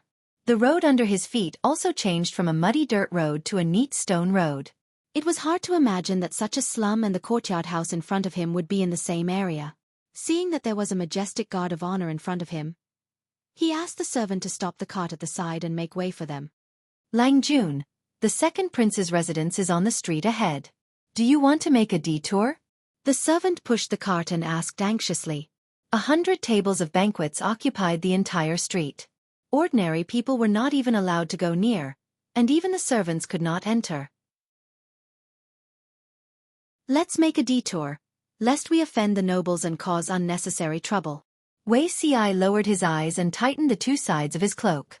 He frowned, leaving some wrinkles. The second prince's residence was originally the property of a high-ranking official in Shangjing. Later, it was confiscated, and the government gave this area to the second prince. The residence was expanded and renovated. Almost the entire street was within the scope of the second prince's residence, so it would take a lot of time to make a detour.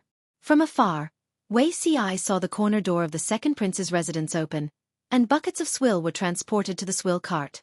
After a long while, the buckets of swill were moved, and the vermilion corner door was quietly closed. From afar, Xueqi heard the servants who were transporting the swill whispering to each other. "Sai, how is this swill? It's obviously buckets of silver. I look at those dishes, they're neat and tidy. Some of them have only been moved a few times, and some of them haven't even been touched. They're just poured into the buckets of swill like garbage. Outside, I don't know how many people are starving to death. Even if these can't be finished and thrown to those people to eat, many people can still be saved," the other cook said. "Do you want to die? What nonsense are you spouting here? If the nobles hear this, it's a small matter if you lose your job. I'm afraid you might even lose your life. What right do those lowly people outside have to eat what the nobles have eaten? Otherwise, why do they say that people have a golden spoon in their mouths and are born noble, while we are the peasants in the fields, born to be trampled upon? You still have the cheek to talk about me, aren't you also not careful with your words?" The two cooks bickered for a while, then sighed and quietly drove the carriage away from the back door of the residence. When Xueqi heard this, he felt as if he was in an ice house, and cold air rushed from the soles of his feet to his brain. A pair of mocking eyes flashed before his eyes, causing his heart to tighten. "Your Majesty, you're right."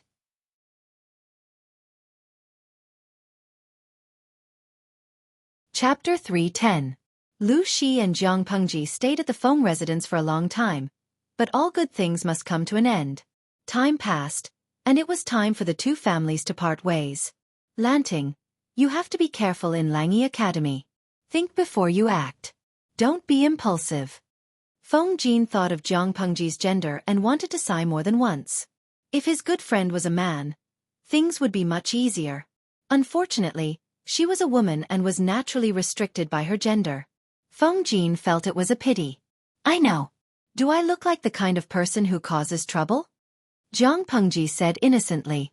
Feng Jin was silent for a while and said bluntly, "You do." Xueqi, who was standing at the side, almost laughed out loud. He was liking this Feng Langjun more and more. He was straightforward and honest. Jiang Pengji glanced at Xueqi unhappily. "You're helping others." Hui Jun was handed over to Lu Shi. He would send someone to teach her various skills and familiarize her with the rules and etiquette. Lu Shi had already received his appointment letter in Chongzhou. He would be leaving soon, so Jiang Pengji could not go with him. Therefore, before leaving, Lu Shi brought a generous gift to Master Yuanjing and asked him to take care of Jiang Pengji. She was going to study, not to enjoy life. Therefore, there were only two people going with Jiang Pengji to Langi. One was Takshu, and the other was Xueqi. As for the servants who would take care of her, they could wait until they reached Langya and find someone to arrange them for them. "I've always trusted you. You don't have to force yourself to study in Langi." Lu Shi looked at his daughter who was growing up. He was filled with emotions. Master Yuanjing is talented. You have to learn from him. If you don't understand, ask. Don't feel troubled or embarrassed. If there are any inconveniences in life, send someone to send a letter to me. Don't make yourself suffer. Lu Shi was not a pretentious person, but looking at his daughter, he felt a little worried. He only had one child. Ah Min's bloodline in this world was only this one. No matter how Lu Shi nagged, Zhang Pengji agreed obediently.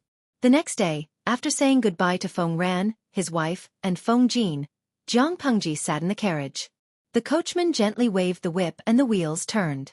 Lu Shi also boarded the carriage. His entourage was much larger than Zhang Pengji's. There were more than 100 guards on both sides of the carriage. Nowadays, Chongzhou was not stable. They did not know what dangers they would encounter on the road. Bringing more people would increase their safety. As for Zhang Pengji, she could take on a group of people by herself, so she didn't need anyone's protection. That was why she rejected Lu Shi's proposal to assign guards to her. Zhang Pengji suppressed her unnecessary emotions and glanced at the Feng residence where she had been staying for a long time. She lowered the curtain of the carriage and her expression returned to its usual indifference. He leaned against the table and read for a while. When he got bored, he looked up at the bullet screen to kill time. The audience in the streaming room was also affected by the snow disaster some time ago. They were not in a good mood. Most of the bullet screens were greetings, and there was very little content about showing off. Zhang Pengji flipped through the comments page after page, and her lips curled into a sneer. If she was in a bad mood, the system would not be any better.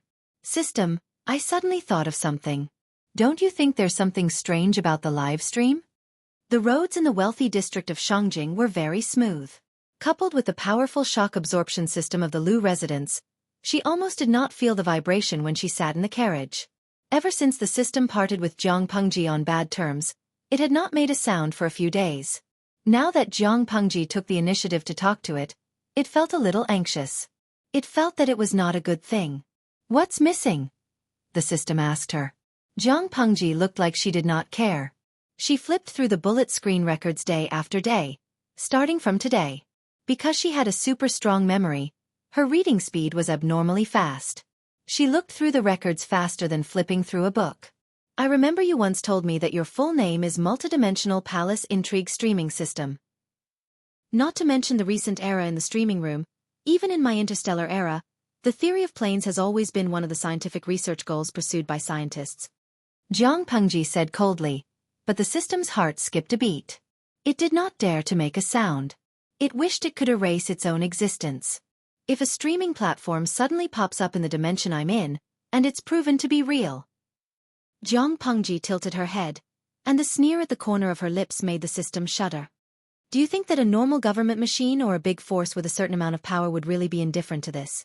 But I've looked through the bullet screen records for so long, and I don't seem to find anything unusual.